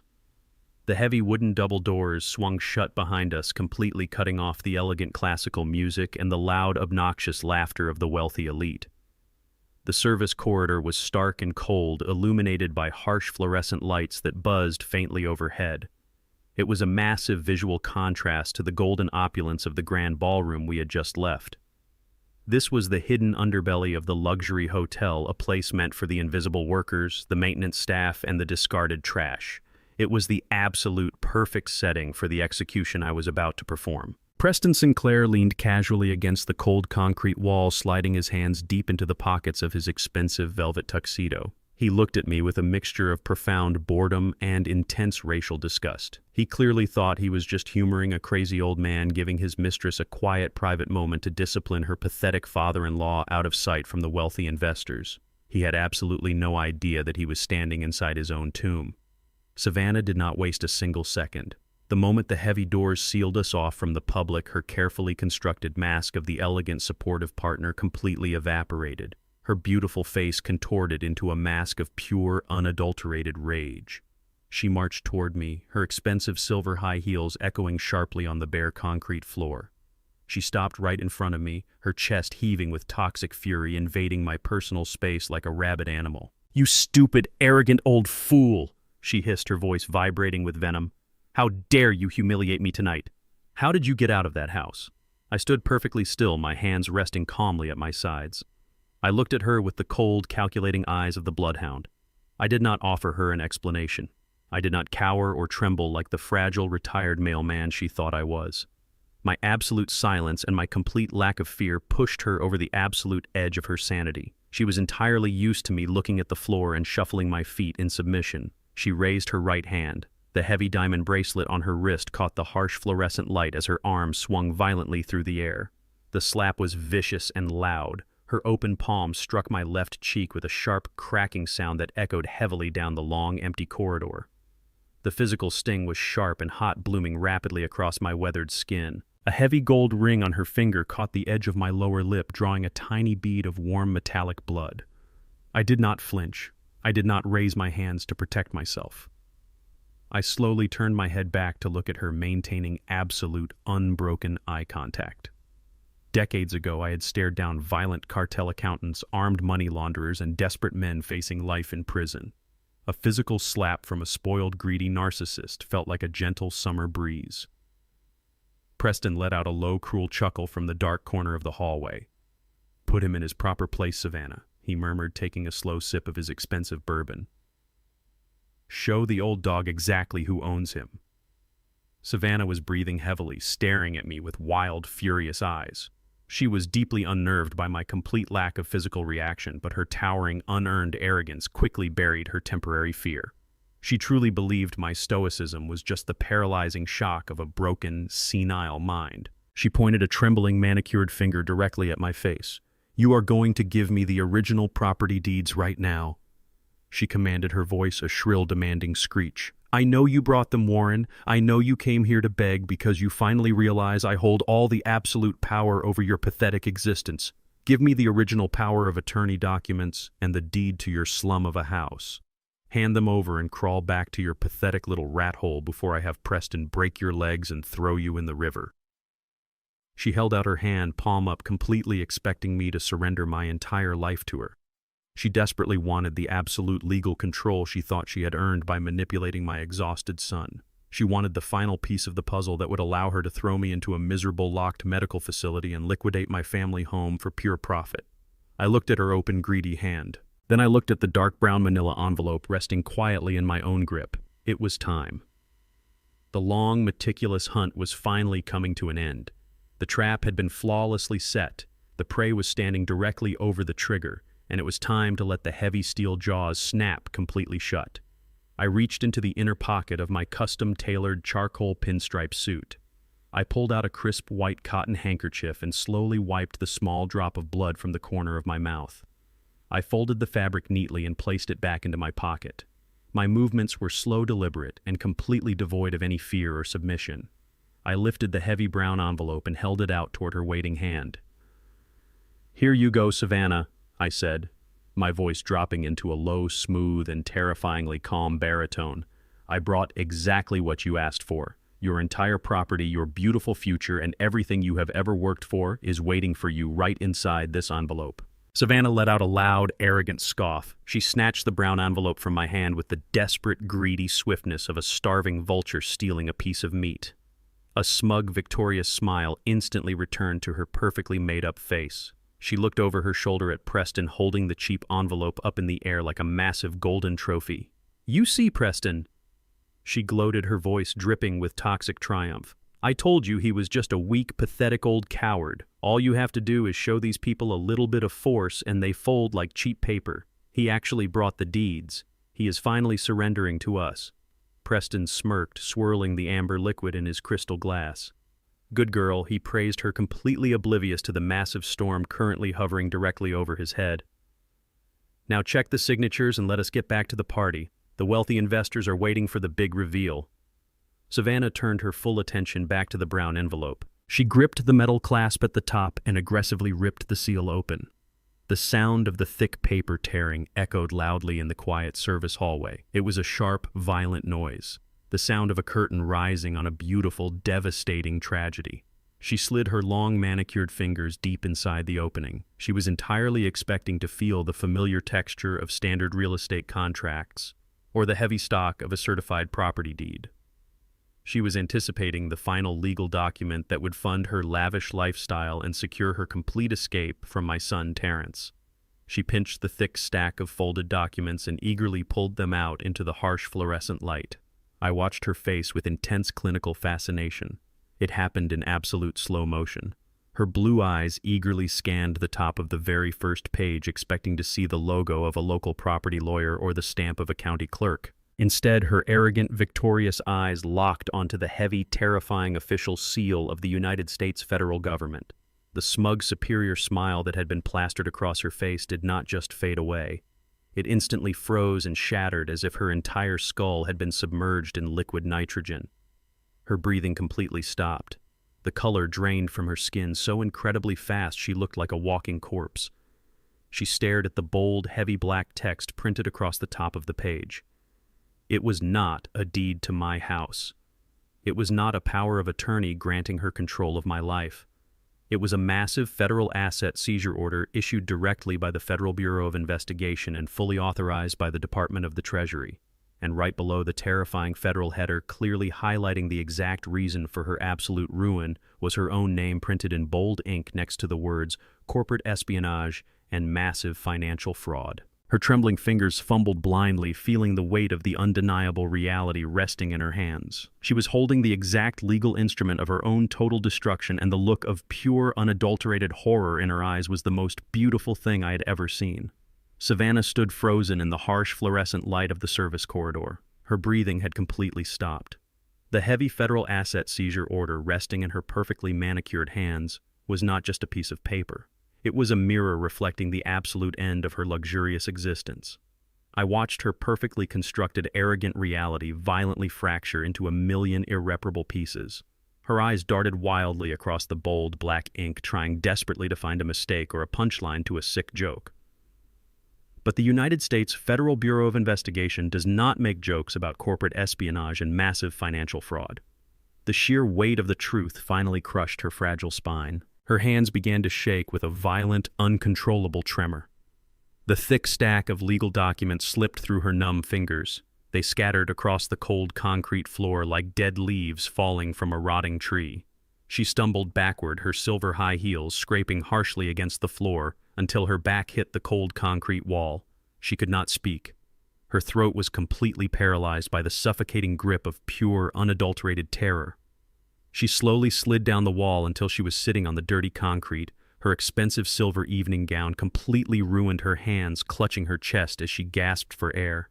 Preston Sinclair was still leaning casually against the far wall, swirling the expensive amber bourbon in his crystal glass. He had been watching the exchange with a look of mild irritation. In his deeply arrogant and privileged mind, he assumed Savannah was just having a dramatic emotional reaction to a stubborn old man. He thought I had brought a fake deed or an outdated will to try and negotiate a pathetic compromise. He let out a loud, annoyed sigh, rolling his eyes at the sudden mess of papers scattered across his pristine service hallway. "Savannah, what in the world is wrong with you?" Preston muttered, his voice dripping with condescending impatience. "Pick up those papers and stop acting like a hysterical child. We have a room full of venture capitalists waiting for us to unveil the medical device. We do not have time for these ghetto theatrics. Get the deed from the old man and let us go." Savannah did not respond. She just sat on the floor, staring blankly at the scattered papers, her mind completely broken by the sheer magnitude of her own consequences. Preston scowled, deeply offended that his mistress was ignoring a direct command. He pushed himself off the wall and marched over to us. He set his crystal glass down on a nearby service cart and crouched down to gather the scattered documents himself. He snatched the first page off the floor, fully expecting to see a residential property deed. But his arrogant blue eyes locked onto the exact same heavy federal seal that had just completely destroyed his mistress. I stood perfectly still, watching the exact moment the powerful tech billionaire realized he was standing on a landmine that had already detonated. The first document he picked up was the official federal freeze order. It explicitly detailed the immediate suspension of Vanguard Tech Ventures and listed his name as the primary target of an active federal money laundering and wire fraud investigation. But that was not the document that completely broke his mind. That honor belonged to the second page he scooped off the floor. It was the certified debt transfer agreement I had personally executed that very morning with Richard Croft at the First Atlanta Fidelity Bank. Preston stared at the heavily highlighted banking records. They clearly proved that his massive $5 million corporate loan, the very money he used to fund his lavish lifestyle and his fake tech empire, had been completely sold. The bank had dumped his toxic debt to avoid federal prosecution. and the sole legal entity that purchased that $5 million debt was a private anonymous ghost corporation called the Yvonne Trust. Preston's heart rate spiked so fast I could practically see the pulse pounding in his neck. His perfectly manicured hands began to shake, matching the exact same pathetic tremor that had just overcome Savannah. He frantically flipped through the pages, reading the attached bank statements that proved his company accounts were currently frozen at exactly $0. He read the aggressive legal clause that explicitly granted the Yvonne Trust the immediate unyielding right to seize all of his corporate assets, including the stolen medical patent, the very second his accounts defaulted. He realized with a sickening absolute clarity that he did not own his company anymore. He did not own his luxury cars or his penthouse apartment. Every single thing he falsely claimed to possess was now legally owned by the mysterious trust fund holding his massive unpayable debt. His entire arrogant identity was built on stolen wealth, and that wealth had just been completely evaporated by a man he thought was a senile retired mailman. The color drained completely from his face, leaving his skin a sickly pale white. Thick beads of cold sweat broke out across his forehead, ruining his perfectly styled hair. He slowly looked up from the scattered papers on the concrete floor. His arrogant, mocking gaze was entirely gone. It was instantly replaced by the wide, terrified stare of a cornered rat who suddenly realized it was locked inside a cage with a starving lion. He looked at my polished leather shoes and slowly panned up to my custom-tailored charcoal pinstripe suit. He finally looked into my cold, unyielding eyes. His brain was violently misfiring, trying to connect the dots between the fragile old man Savannah had described and the lethal federal executioner standing right in front of him. He could not comprehend how an elderly black man from the south side of Atlanta possessed the financial firepower to buy a $5 million corporate debt in a single afternoon. "You," Preston wheezed, his voice completely breaking into a high-pitched, pathetic whisper. He swallowed hard, a loud, audible gulping sound, trying to force air into his tightening lungs. "You bought my debt. The bank sold you my entire company. Who are you?" I did not smile. I did not offer him a single ounce of mercy or comfort. I slowly reached up with my steady, calloused hands and calmly adjusted the knot of my dark crimson silk tie, making sure it sat perfectly straight against my collar. I looked down at the broken, shivering billionaire kneeling on the dirty concrete floor, surrounded by the undeniable evidence of his total, absolute destruction. "I am Warren," I replied, my voice a deep, resonant rumble that echoed off the cold walls. "I am the husband of Yvonne, the brilliant woman who spent her dying days building this entire federal case against you. And currently I am your sole legal creditor, Preston. You have been completely bankrupt since 3 o'clock this afternoon." I stood in the cold service corridor watching the absolute destruction of a human mind. Savannah was sitting on the dirty concrete floor, her expensive silver evening gown pooling around her like dirty water. I watched her perfectly manicured hands claw desperately at the cold floor, as if she were trying to stop herself from falling off a massive cliff. The human brain is a remarkable organ designed to protect itself from sudden catastrophic trauma, but there is absolutely no psychological shield thick enough to block the sheer magnitude of the devastation I had just dropped on her. Just 10 minutes ago, she was the undisputed queen of the Atlanta Innovation Gala. She was dripping in stolen diamonds, sipping vintage champagne, and preparing to step onto a brightly lit stage to claim my son's brilliant medical patent as her own. She had forged Terrence's signature, taken out $200,000 in fraudulent loans, and actively planned to lock her 73-year-old father-in-law inside a miserable state-run mental asylum. She thought she had completely secured a lifetime of unearned luxury. She thought she had stolen my house, my son's future, and my absolute freedom. But the heavy federal documents scattered across the floor told a completely different story. In the span of a few agonizing seconds, her entire delusional universe was violently ripped away. She did not just lose the stolen medical company. She lost the stolen money, the luxury lifestyle, and the total control she thought she had over my family. She was no longer a wealthy socialite. She was an exposed federal criminal staring down the barrel of a decade in a maximum security penitentiary. The realization hit her central nervous system like a massive physical blow. Her breathing became incredibly shallow and rapid. Her chest heaved up and down in erratic, panicked bursts as her lungs desperately fought for oxygen that her terrified brain simply could not process. Her eyes darted wildly around the narrow concrete hallway, searching for any possible escape route, any sliver of hope. She was a drowning woman frantically looking for a life raft. And then she looked up at Preston Sinclair. Preston was still kneeling on the floor, surrounded by the undeniable evidence of his own total bankruptcy. He was staring at the banking records that proved I was now the sole legal owner of his entire tech empire. His pristine velvet tuxedo felt like a heavy prison uniform. He was sweating profusely, his face a mask of pure, unadulterated horror. Savannah looked at him, her blue eyes wide and pleading. In her deeply twisted and dependent mind, Preston was her ultimate savior. He was the wealthy, powerful billionaire who was supposed to fix everything with his expensive lawyers and his corrupt political connections. She honestly believed their illicit affair actually meant something to him. She thought they were partners in crime. Preston Savannah gasped, her voice a high-pitched, pathetic wheeze. "Preston, please do something. Call your legal team. Call the bank. We can fight this. He is just a retired mailman. He cannot do this to us. You have to fix this, Preston." She reached out her trembling hand, gently grabbing the sleeve of his expensive velvet jacket. It was a desperate plea for protection from the monster she had awakened. But Preston Sinclair was not a loyal partner. He was a ruthless, narcissistic predator who only cared about his own survival. And right now, the woman holding onto his sleeve was the exact reason his entire $5 million empire was currently burning to the ground. He looked at Savannah's trembling hand, and then he looked at her terrified face. The profound fear in his eyes instantly rapidly mutated into a dark, explosive, and violently toxic rage. He violently yanked his arm away from her grasp, as if her touch were a highly contagious disease. He pushed himself up from the floor, his expensive leather shoes scraping harshly against the concrete. He towered over her, his face completely twisted with pure, hateful fury. "Fix this!" Preston screamed, his voice echoing off the concrete walls with terrifying volume, completely abandoning any shred of his refined corporate composure. "Fix this. You completely ruined my life, you stupid, arrogant parasite." Savannah flinched, shrinking back against the cold wall. "Preston, you told me we were a team."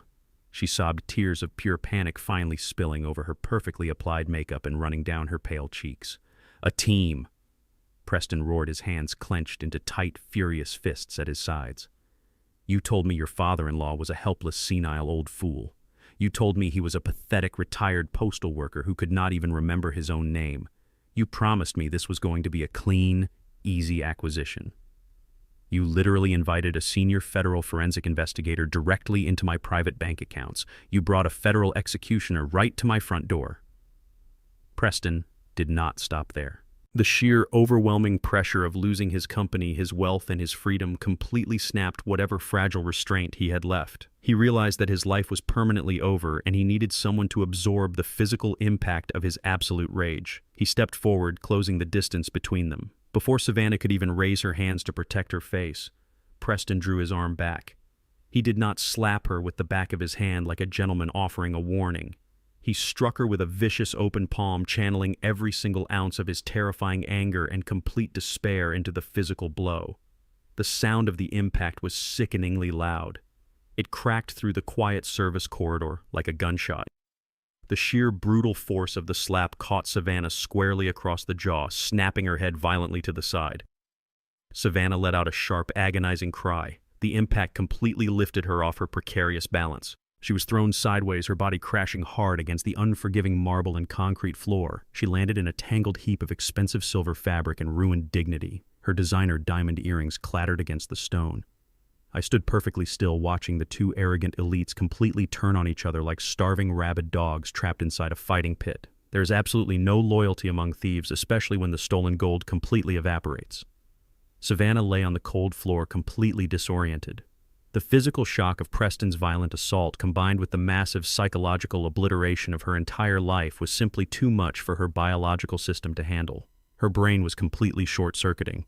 She tried to push herself up using her trembling arms, but her muscles entirely refused to obey her commands. Her elbows buckled and she collapsed back onto the dirty floor. She began to hyperventilate. Her mouth opened wide, gasping desperately for air, but her throat was completely restricted by the crushing weight of her severe panic attack. The expensive vintage champagne she had been drinking all night in the grand ballroom suddenly rushed back up her throat, mixing with the sour, toxic taste of pure, unadulterated terror. She rolled onto her hands and knees, her body convulsing violently. She began to heave, her stomach muscles contracting in painful, agonizing spasms as she retched onto the pristine floor of the luxury hotel. She was completely broken, stripped of her fake aristocratic grace, reduced to a pathetic, shivering mess. "Please," she managed to croak out between the violent spasms, her voice completely unrecognizable. "Please, I cannot breathe." I did not offer her a glass of water. Preston did not kneel down to comfort her. We both just stood there watching her completely drown in the suffocating ocean of her own devastating consequences. Savannah let out one final, desperate, rattling gasp. Her eyes rolled completely back into her head, exposing the terrifying white sclera as her overloaded nervous system finally initiated an emergency shutdown. Her arms gave out completely. Her head slumped forward, hitting the cold floor with a dull, heavy thud. She passed out cold. Her body lay perfectly limp on the dirty concrete floor of the service corridor, completely unresponsive. The arrogant, treacherous daughter-in-law who had actively tried to throw me into a locked mental asylum was now lying unconscious at my feet, utterly destroyed by the quiet, heavy weight of the absolute truth. The psychological trauma had completely shattered her mind, and the trap I had built for her was finally completely sealed shut. The cold concrete floor of the service corridor offered absolutely no comfort to the unconscious woman. 5 agonizing minutes passed before Savannah finally began to stir. I stood completely still, watching her perfectly manicured fingers twitch against the dirty stone. She let out a pathetic groaning sound as her eyes slowly fluttered open. Her vision was blurred, and her designer silver dress was completely ruined, stained with dirt and the remnants of her own severe panic attack. She tried to push herself up onto her knees, her head hanging low, her blonde hair sticking to her sweaty face. She was desperately hoping that the crushing federal asset seizure order and Preston's violent physical assault were just the dark fragments of a horrible nightmare. But the nightmare was completely real, and it was about to get infinitely worse. Before she could even gather the strength to stand up, the heavy wooden double doors leading to the grand ballroom burst wide open with an explosive, violent force. It was not the hotel security staff responding to a noise complaint. A highly coordinated team of armed federal agents and local police officers flooded into the narrow hallway. Their heavy black tactical boots pounded against the polished floor, shaking the very foundation of the luxury hotel. Bright flashlights cut through the dim fluorescent lighting. The loud authoritative shouts of law enforcement echoed off the walls, commanding everyone to freeze and put their hands in the air. Preston Sinclair tried to make a sudden, desperate run for the emergency exit, but his arrogant billionaire status offered absolutely zero protection against federal authorities. 2 massive tactical agents slammed him violently against the concrete wall. The sickening crunch of his expensive velvet tuxedo hitting the hard stone was immediately followed by the sharp, heavy metallic click of cold steel handcuffs locking tightly around his wrists. Savannah sat on the floor, completely paralyzed by the sheer magnitude of the raid. The elegant high society tech gala happening just on the other side of the doors had been completely shut down. The wealthy venture capitalists and arrogant corporate elites were currently being held in the main room, watching the spectacular public downfall of the man who had just promised them the future of medical innovation. Savannah pressed her back against the wall, pulling her knees to her chest, sobbing uncontrollably as the federal agents secured the perimeter. The radio chatter from the police officers filled the air with a cold, clinical reality. She looked up at me, her tear-streaked face twisting into a mask of pure, unadulterated desperation. She was frantically searching her broken mind for a way out, a loophole, a lie she could spin to save her own skin. But her entire network of deception was about to be permanently eradicated from the face of the earth. Through the chaotic sea of dark uniforms and flashing badges, a single civilian figure slowly walked into the service corridor. The armed agents naturally parted to let him through because I had specifically cleared his arrival with the Federal Task Force commander earlier that afternoon. It was my son. It was Terrence. He was no longer wearing the exhausted, defeated expression of a man bleeding out from a failing medical startup. He was wearing a dark suit, his posture completely straight, his jaw clenched tight with a profound, terrifying resolve.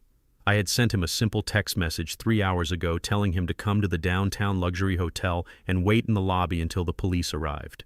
He stepped into the harsh light of the hallway and stopped right next to me. He did not look like a grieving son mourning the sudden loss of his mother anymore. He looked exactly like the bloodhound. He looked like a man who had finally seen the absolute unfiltered truth. Terrence stood perfectly still, his dark eyes slowly scanning the absolute wreckage of the service corridor. He looked at Preston Sinclair groaning against the wall with his hands bound in heavy steel chains. He looked at the massive stack of federal banking records and asset seizure orders scattered across the wet concrete floor. And then his eyes fell upon the glossy, high-definition surveillance photographs resting near his expensive leather shoes. I watched my son look down at the crystal-clear images of his beautiful wife wearing designer clothes and intimately kissing the very man who had arrogantly rejected his medical patent 6 months ago. He saw the pictures of them holding hands entering luxury hotel rooms and laughing together while he was sitting alone in a cold laboratory slowly going bankrupt. The final heavy curtain of his complete blindness was violently ripped away. Savannah saw the exact moment his eyes locked onto the affair photographs. A fresh wave of absolute terror washed over her pale face. She realized her ultimate safety net, the husband she had manipulated and abused for 5 years, was currently looking directly at her unforgivable treason. She scrambled frantically to her hands and knees, ignoring the federal agents standing all around her. She crawled across the dirty concrete floor, weeping hysterically, her silver dress dragging behind her like a heavy chain of guilt. She reached Terrence and threw her arms around his legs, clinging to him with the desperate, pathetic grip of a drowning parasite. "Terrence, please," she wailed, her voice cracking and echoing tragically in the narrow hallway. "Honey, you have to listen to me. Your father is completely insane. He is trying to ruin me. He forged those pictures, Terrence. He set this entire thing up because he is a crazy old man and he hates me. Please, baby, tell them to let me go. I love you so much. It is all a lie." The entire hallway fell into a dead-heavy silence. The federal agent stopped moving, waiting to see how the young inventor would react to the weeping woman clinging to his legs. Savannah buried her face in his dark trousers, sobbing loudly, pouring every single ounce of her manipulative energy into the performance. She honestly believed that her fake tears and her familiar physical touch would trigger his deep protective instincts. She thought he was still the same exhausted, broken man who had blindly trusted her just that morning. She thought she could still gaslight him into believing the retired mailman was the true villain of the story. But Terrence did not reach down to comfort her. He did not stroke her blonde hair or whisper that everything would be okay. He stood absolutely rigid, a cold, impenetrable fortress of righteous anger. He looked down at the woman who had secretly drained his bank accounts, forged his signatures, and actively plotted to throw his elderly father into a locked mental asylum. He reached his steady hand into the inside pocket of his dark suit jacket. He did not pull out a handkerchief to dry her fake tears. He pulled out a thick, heavy stack of crisp white legal documents. He held them tightly in his hand, his knuckles turning slightly white from the pressure. He looked at Savannah with an expression of pure, absolute disgust that cut deeper than any physical blow ever could. "Let go of me," Savannah Terrence commanded, his voice completely devoid of any warmth or affection, dropping into a low, dangerous tone that sounded exactly like my own. He forcefully stepped back, breaking her desperate physical grip, leaving her completely unsupported on the cold floor. He threw the heavy legal documents directly at her chest. They hit her and scattered over her ruined dress. "Those are your divorce papers and a permanent judicial restraining order." Terrence stated, his words ringing out with lethal, crystal-clear precision.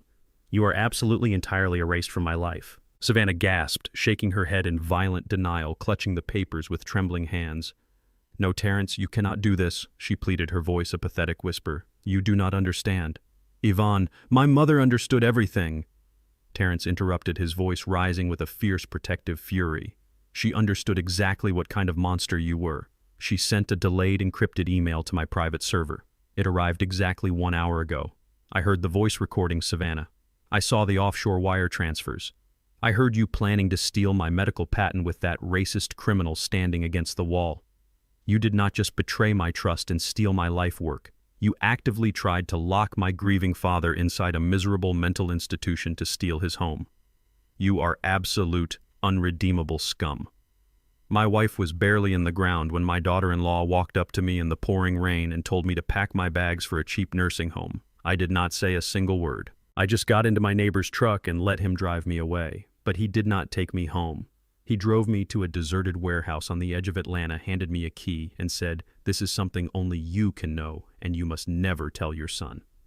I stood there in shock as I opened the heavy metal door and realized that everything I thought I knew was a complete lie. For the last 2 years, my sweet, gentle wife had been hiding a massive and dangerous secret. Before I tell you what was inside that room, let me know where you are watching from in the comments below. Hit like and subscribe if you believe a mother will do absolutely anything to protect her family. The heavy silence in the service corridor was only broken by the pathetic sound of Savannah sobbing onto the dirty concrete floor. Terrence had just delivered the final devastating blow, completely erasing her from our family. She was utterly broken, stripped of her fake aristocratic elegance, and left with absolutely nothing. But the absolute worst of human nature was about to reveal itself right in front of our eyes, when a sinking ship is finally going down. The rats do not hold hands and sing songs of loyalty. They climb over each other violently, clawing at anything they can reach, just to keep their own heads above the freezing water for one more second. Preston Sinclair was the ultimate rat. He was currently pinned against the cold concrete wall by 2 massive federal agents, his wrists tightly bound in heavy steel cuffs. He had watched my son throw the divorce papers onto Savannah's ruined silver dress. He had listened as Terrence laid out the undeniable evidence of their massive corporate theft and their cruel conspiracy to lock me inside a mental asylum. Preston realized with a sudden, terrifying clarity that Savannah had absolutely no leverage left. She was completely useless to him now. And more importantly, he realized that the quiet, elderly black man standing in the custom-tailored pinstripe suit was the only person in the entire building who held the keys to his absolute survival. Preston completely ignored Savannah weeping on the floor. He ignored my son Terrence, who had just reclaimed his dignity and his stolen medical patent. Preston locked his panicked, bloodshot eyes directly onto mine. The arrogant billionaire tech investor, the man who refused to do honest business with African-American entrepreneurs, was about to completely abandon his toxic pride and beg a retired mailman for his miserable life. "Mr. Warren." Preston gasped, his voice trembling with a pathetic, desperate urgency. "Please, you have to listen to me. I am a victim here too. I had absolutely no idea she was planning to throw you into a psychiatric ward. I swear to God I did not know she was stealing money from her own husband to fund my company." Savannah suddenly stopped crying. Her head snapped up from the dirty concrete floor, her tear-streaked face frozen in a mask of pure, unadulterated shock. She stared at the man she had risked her entire life for, the wealthy lover who had promised her a lifetime of luxury and protection. She brought the medical patent to me. Preston continued, his voice growing louder and more frantic, desperately trying to convince the federal agents holding him against the wall. She forged all of Terrence's signatures on the transfer documents. She masterminded the entire theft. I was just a blind investor, Mr. Warren. I thought it was a legitimate business acquisition. She completely manipulated me. If you tell the federal prosecutor to drop the money laundering charges against my firm, I will give you everything. I will testify against her in open court. I will stand on the witness stand and tell the jury exactly how she planned the entire fraud. Just give me my company back, and I will hand her over to you on a silver platter." The sheer, absolute cowardice of his words hung heavily in the cold service corridor. He was offering to completely destroy the woman he had been sleeping with for 2 years just to save his own miserable skin. Something deep inside Savannah's mind completely snapped. The final fragile thread connecting her to sanity was violently severed.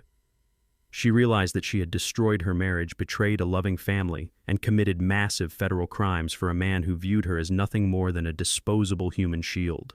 The cold, calculating socialite completely vanished. In her place emerged a wild, feral, and incredibly dangerous animal.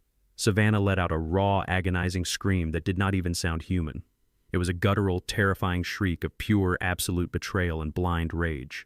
She scrambled up from the dirty concrete floor, her ruined silver evening gown tearing loudly as her high heels slipped on the wet stone. She did not run toward the exit. She launched her entire body directly at Preston Sinclair. "You lying piece of garbage!" Savannah shrieked, her voice echoing violently down the narrow hallway. "You promised me. You said we were going to build an empire together.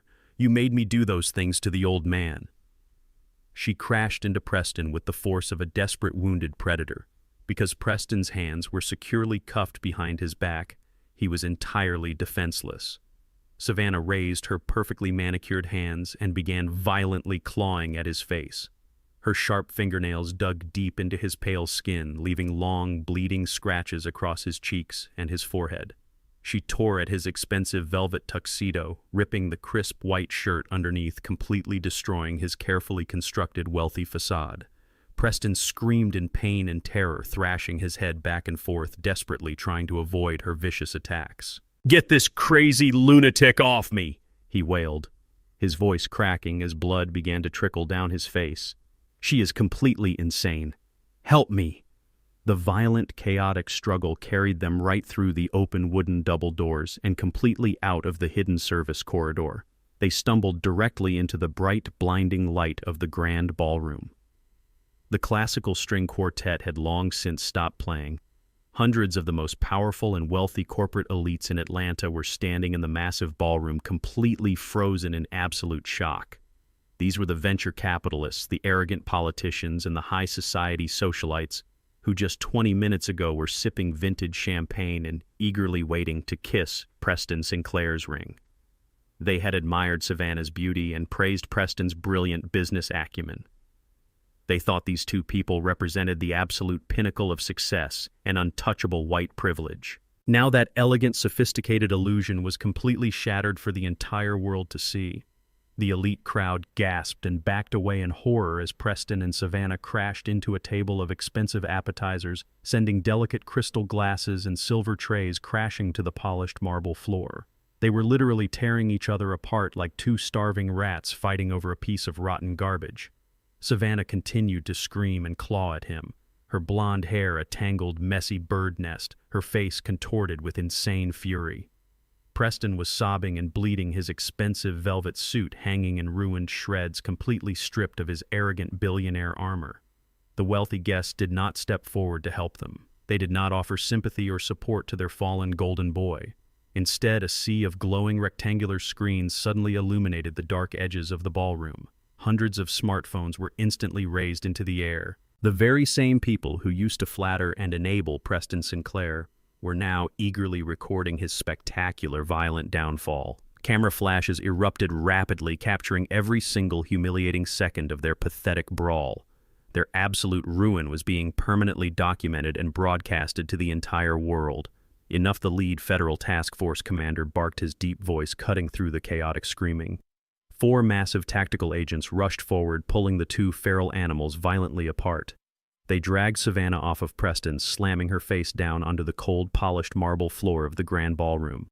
She thrashed and kicked, screaming incoherent curses at her former lover, completely abandoning any remaining shred of human dignity.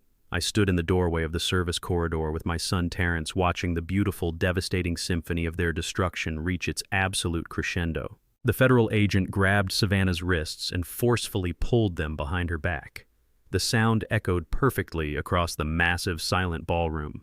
It was the sharp, heavy metallic click of cold steel snapping completely shut. The handcuffs locked tightly around her wrists, permanently binding her to the devastating consequences of her own greedy actions. "Get them both out of my sight," the federal commander ordered loudly.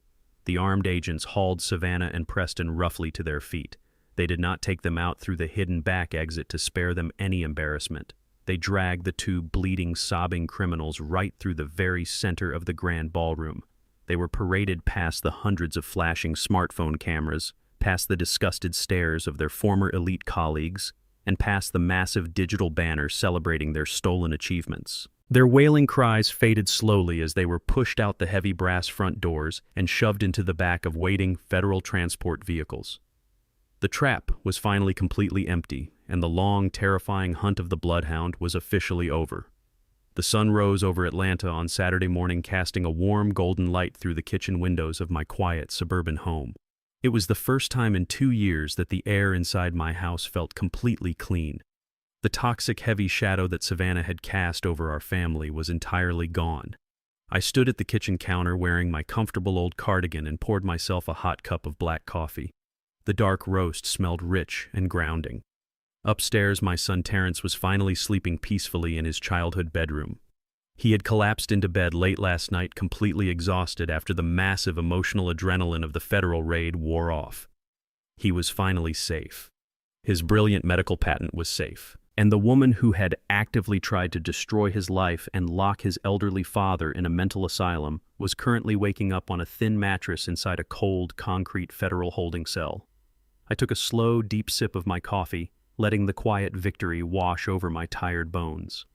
The house was perfectly silent, but that silence was soon broken by the sharp ringing of the old landline phone resting on the kitchen wall. I walked over and looked at the caller identification screen.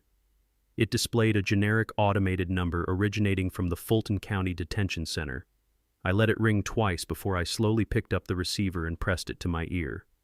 An automated voice informed me that I had a collect call from an inmate. I pressed the button to accept the charges. Warren Savannah sobbed, her voice echoing through the phone line, sounding completely weak and incredibly pathetic. She was crying so hard she could barely form a coherent sentence. The arrogant, vicious corporate predator who had slapped my face in the service corridor just 12 hours ago was entirely gone. She had spent the entire night locked in a tiny steel cage, surrounded by the harsh, unforgiving reality of the federal justice system. She had finally realized that her wealthy lover, Preston Sinclair, was not going to send an expensive team of lawyers to rescue her. Preston was currently fighting his own massive federal money laundering charges, and he had already thrown her completely under the bus to save himself. Savannah was entirely alone, and in her absolute desperation, she called the very man she had tried to destroy. "Warren, please, you have to help me." Savannah wailed, her voice cracking with raw panic. "It is so cold in here. The guards treat me like absolute garbage. They took my clothes and my jewelry. You have to call the bank and post my bail, Warren. I know you have the money. I saw the federal documents last night. You are incredibly rich. Please, I am your family. I am Terrence's wife. You cannot just leave me in this horrible place." I stood in my warm kitchen looking out at the beautiful green lawn Yvonne had planted years ago. I listened to her desperate, pathetic begging, and I felt absolutely zero pity. I took another slow sip of my hot coffee. "Do you remember the old industrial warehouse on the edge of the city, Savannah?" I asked, my voice perfectly calm and completely devoid of any emotion. "The dilapidated brick building you and Preston planned to illegally seize and sell for quick cash after you threw me into the psychiatric ward." She stopped crying for a brief second, confused by my question. "Yes," she hiccuped weakly. "I used that exact same warehouse to completely finance the recovery of my son's stolen life work," I explained smoothly, delivering the final devastating blow to her greedy heart. "I leveraged the commercial property value of that building through the Yvonne Trust, and I legally purchased the entire Vanguard Tech Ventures medical portfolio during the federal asset freeze early this morning. The medical device you worked so incredibly hard to steal is now fully registered under a secure corporate entity owned entirely by Terrence. He is the sole supreme executive of his own brilliant creation." "No." Savannah gasped, a fresh wave of absolute terror washing over her. "You have absolutely nothing left, Savannah," I told her, my voice dropping into a cold, lethal register. "You do not have a company. You do not have a husband. You do not have a single penny of the money you violently stole from my boy. And you certainly do not have a family to bail you out of federal prison. Enjoy your new concrete home." I pulled the phone away from my ear and pressed the button, completely disconnecting the line. I cut off her agonizing screams and placed the receiver gently back on the wall mount. I did not even have time to finish my cup of coffee before the absolute final piece of the battlefield presented itself right on my front lawn. The loud, aggressive screech of heavy car tires echoed down my quiet suburban street. A massive, pristine white luxury sport utility vehicle swerved sharply and parked illegally right across my driveway, blocking the path. The heavy doors flew open, and two people marched furiously up my front walkway. It was Thomas and Martha Vance, Savannah's biological parents. They were the exact arrogant, wealthy people who had taught their daughter how to look down on the rest of the world. They were an older white couple who wore expensive country club attire and carried an unbearable sense of racial and financial superiority everywhere they went. For 5 years, they had refused to invite me or Yvonne to their lavish holiday parties. They made passive-aggressive racist comments about my neighborhood, and they treated my brilliant son like he was a hired servant who had somehow tricked their perfect blonde daughter into marriage.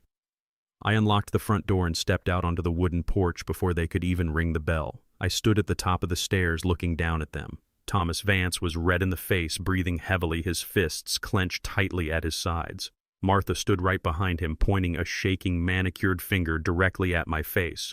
"Where is my daughter, you crazy old fool?" Thomas roared, his loud, aggressive voice shattering the peaceful Saturday morning.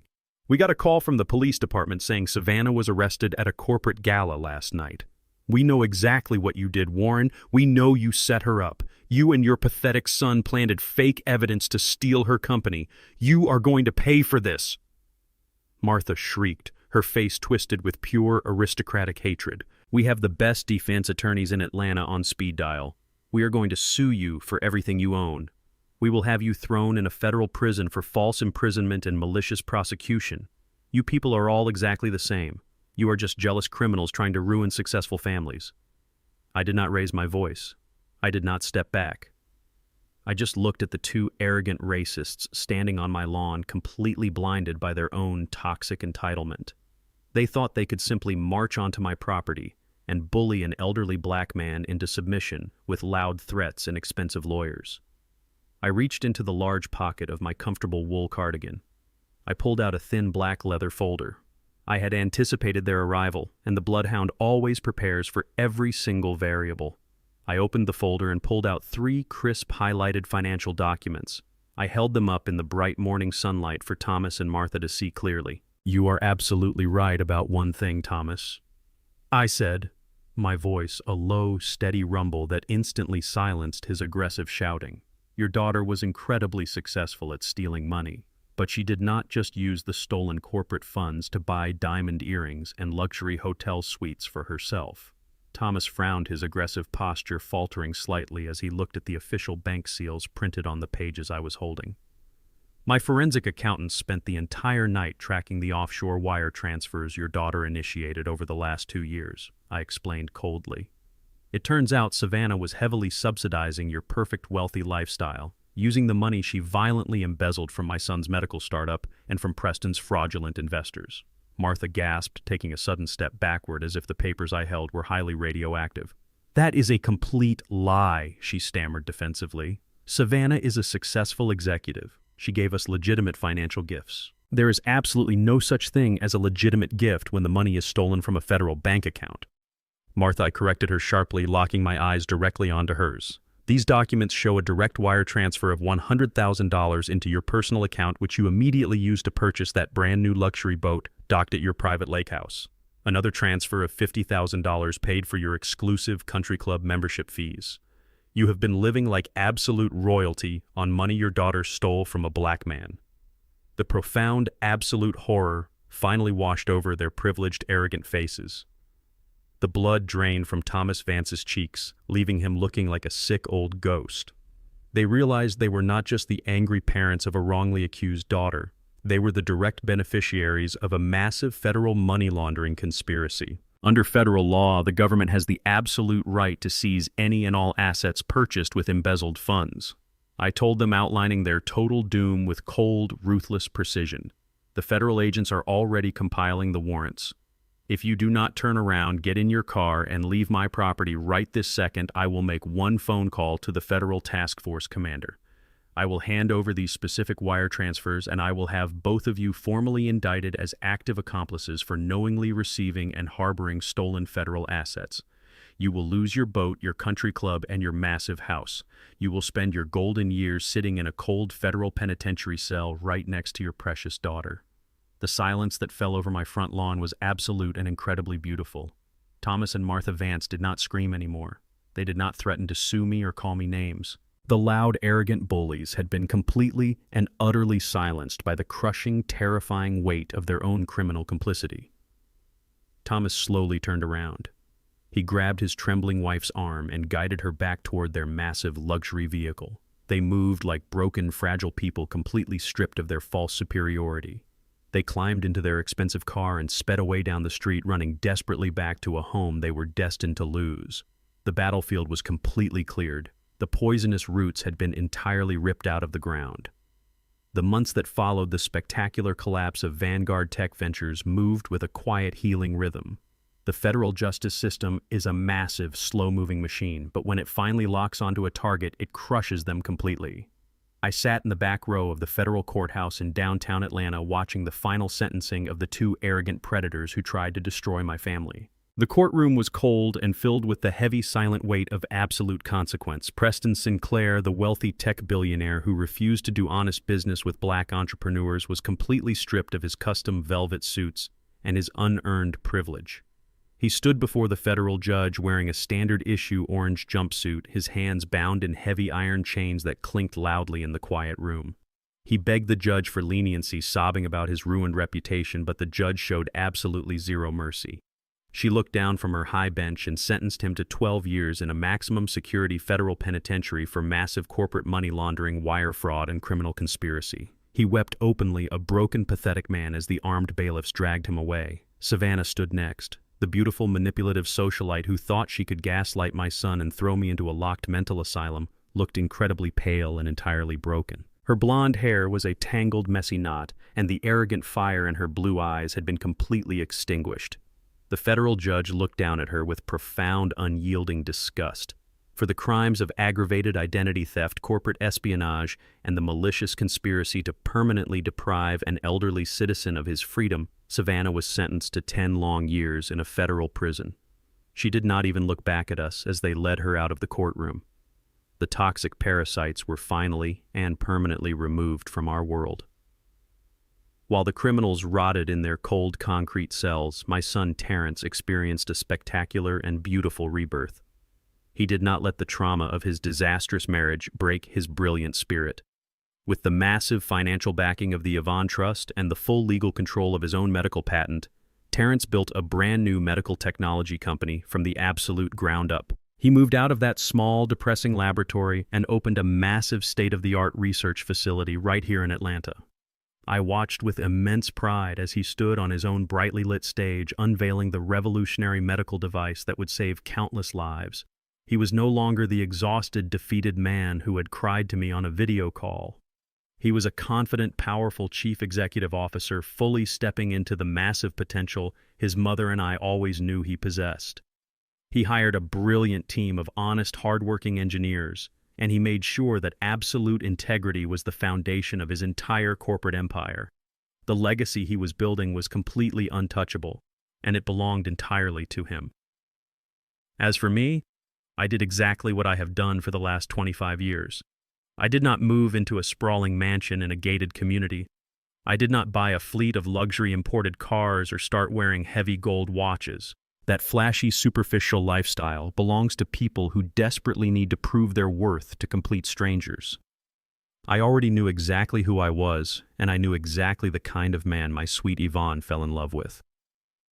I stayed right here in my quiet suburban house on the south side. I put my custom-tailored charcoal pinstripe suit back into the heavy, dust-proof garment bag and pushed it to the very back of my dark closet. The bloodhound had successfully completed his final hunt, and it was time for him to go back to sleep. I put on my faded brown wool cardigan and my comfortable orthopedic walking shoes. I spent my quiet mornings drinking black coffee on the front porch, waving to my neighbor Victor as he drove past in his rusted old pickup truck. I spent my long, warm afternoons pushing my old lawnmower across the front yard, trimming the grass and carefully tending to the beautiful yellow rose bushes Yvonne had planted decades ago. The profound, deep satisfaction of honest physical labor kept me grounded. It reminded me that true power is not about dominating other people or hoarding massive wealth.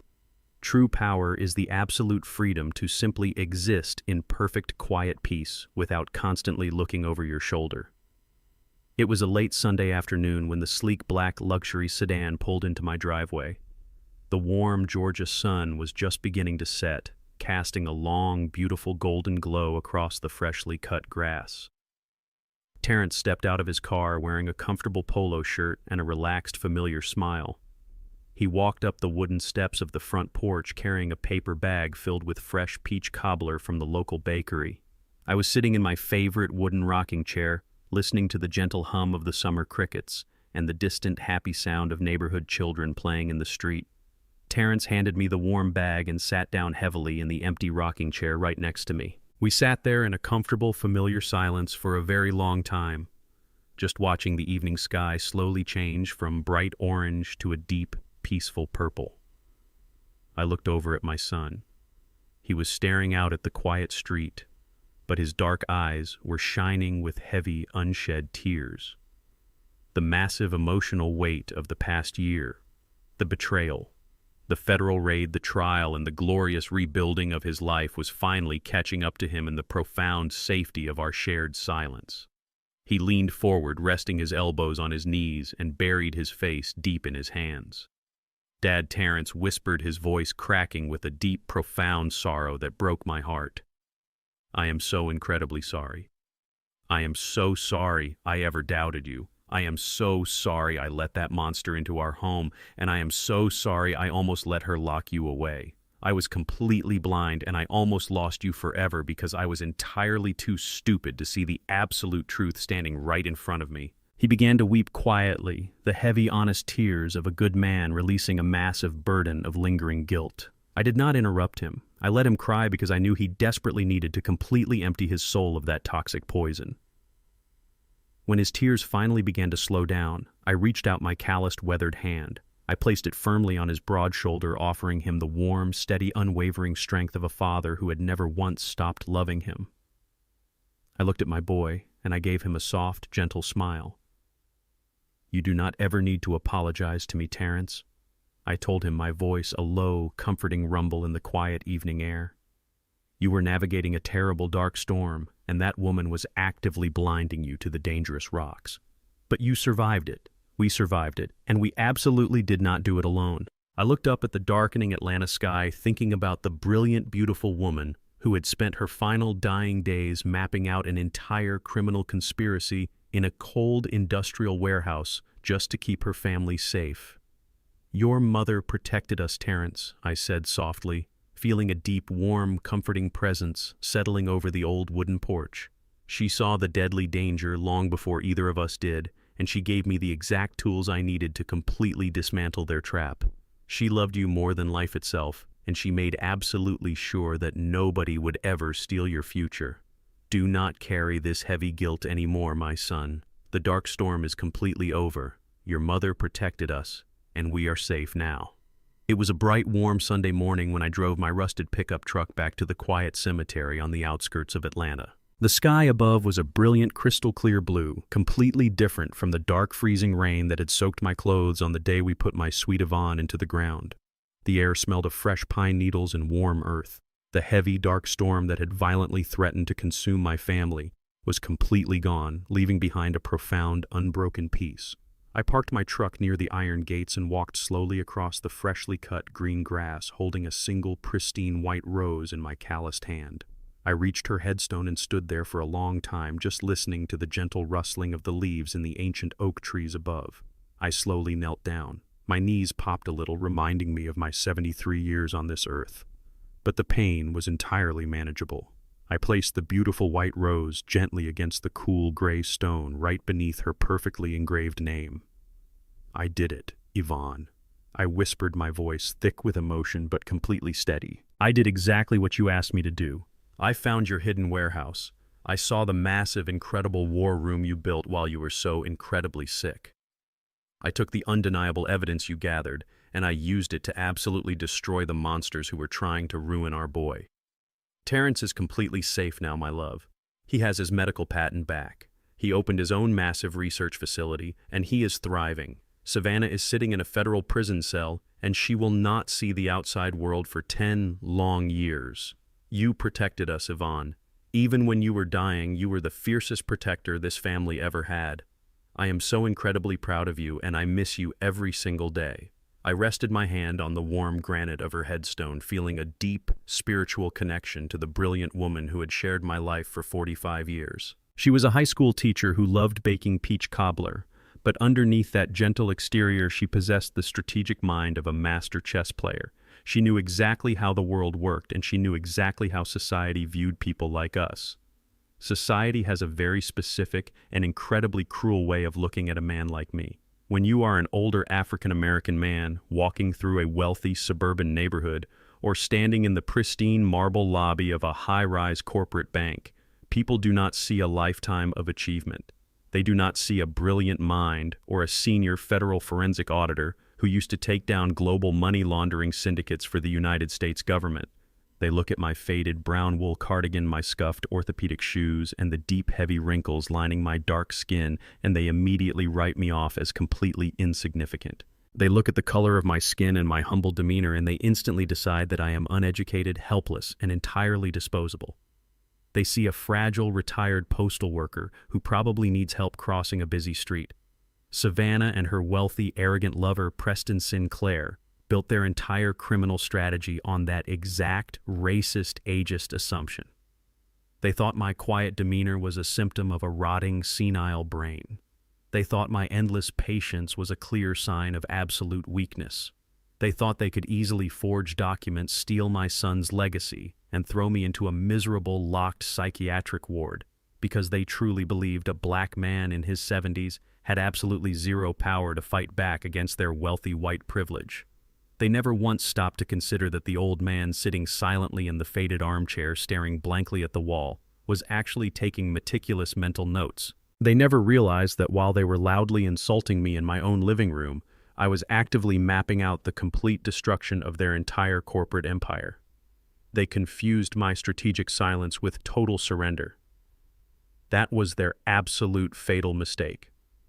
The invisibility of being an old black man in America is a heavy burden to carry, but if you know how to use it, that invisibility becomes your absolute greatest weapon. I let them believe their own arrogant lies. I let them think they were the apex predators hunting a weak, helpless animal. I put on the disguise of the confused, retired mailman, and I walked right past their security desks into their private offices and deep into their encrypted bank accounts without anyone ever noticing my presence.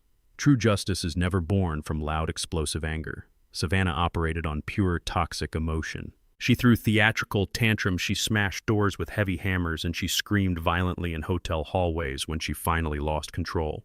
But loud anger is incredibly sloppy. It blinds you to your own mistakes, and it leaves massive holes in your defense. I learned decades ago in the high-stakes halls of the federal government that the absolute greatest revenge is a meticulously prepared truth. You do not need to yell or scream when you have the undeniable facts resting quietly in your inner pocket.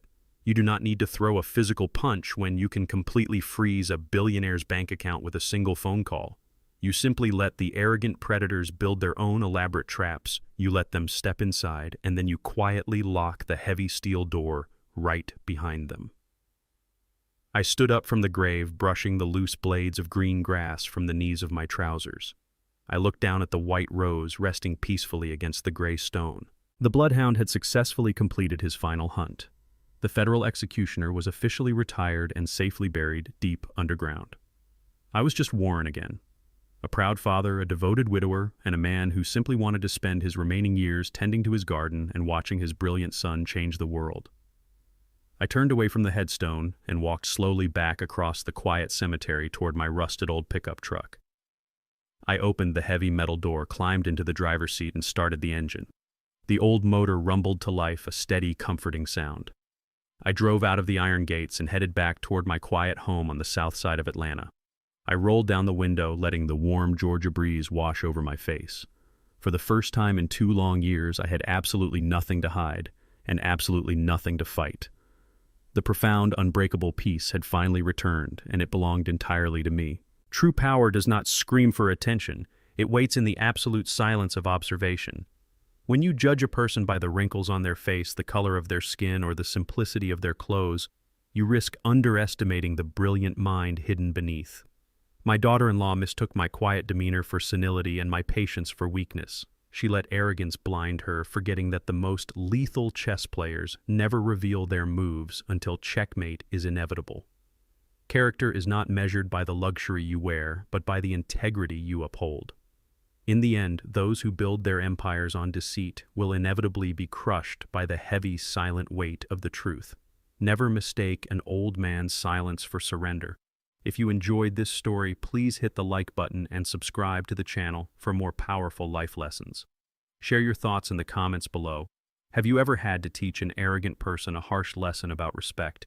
Thank you for listening, and always remember, true strength whispers, it never shouts.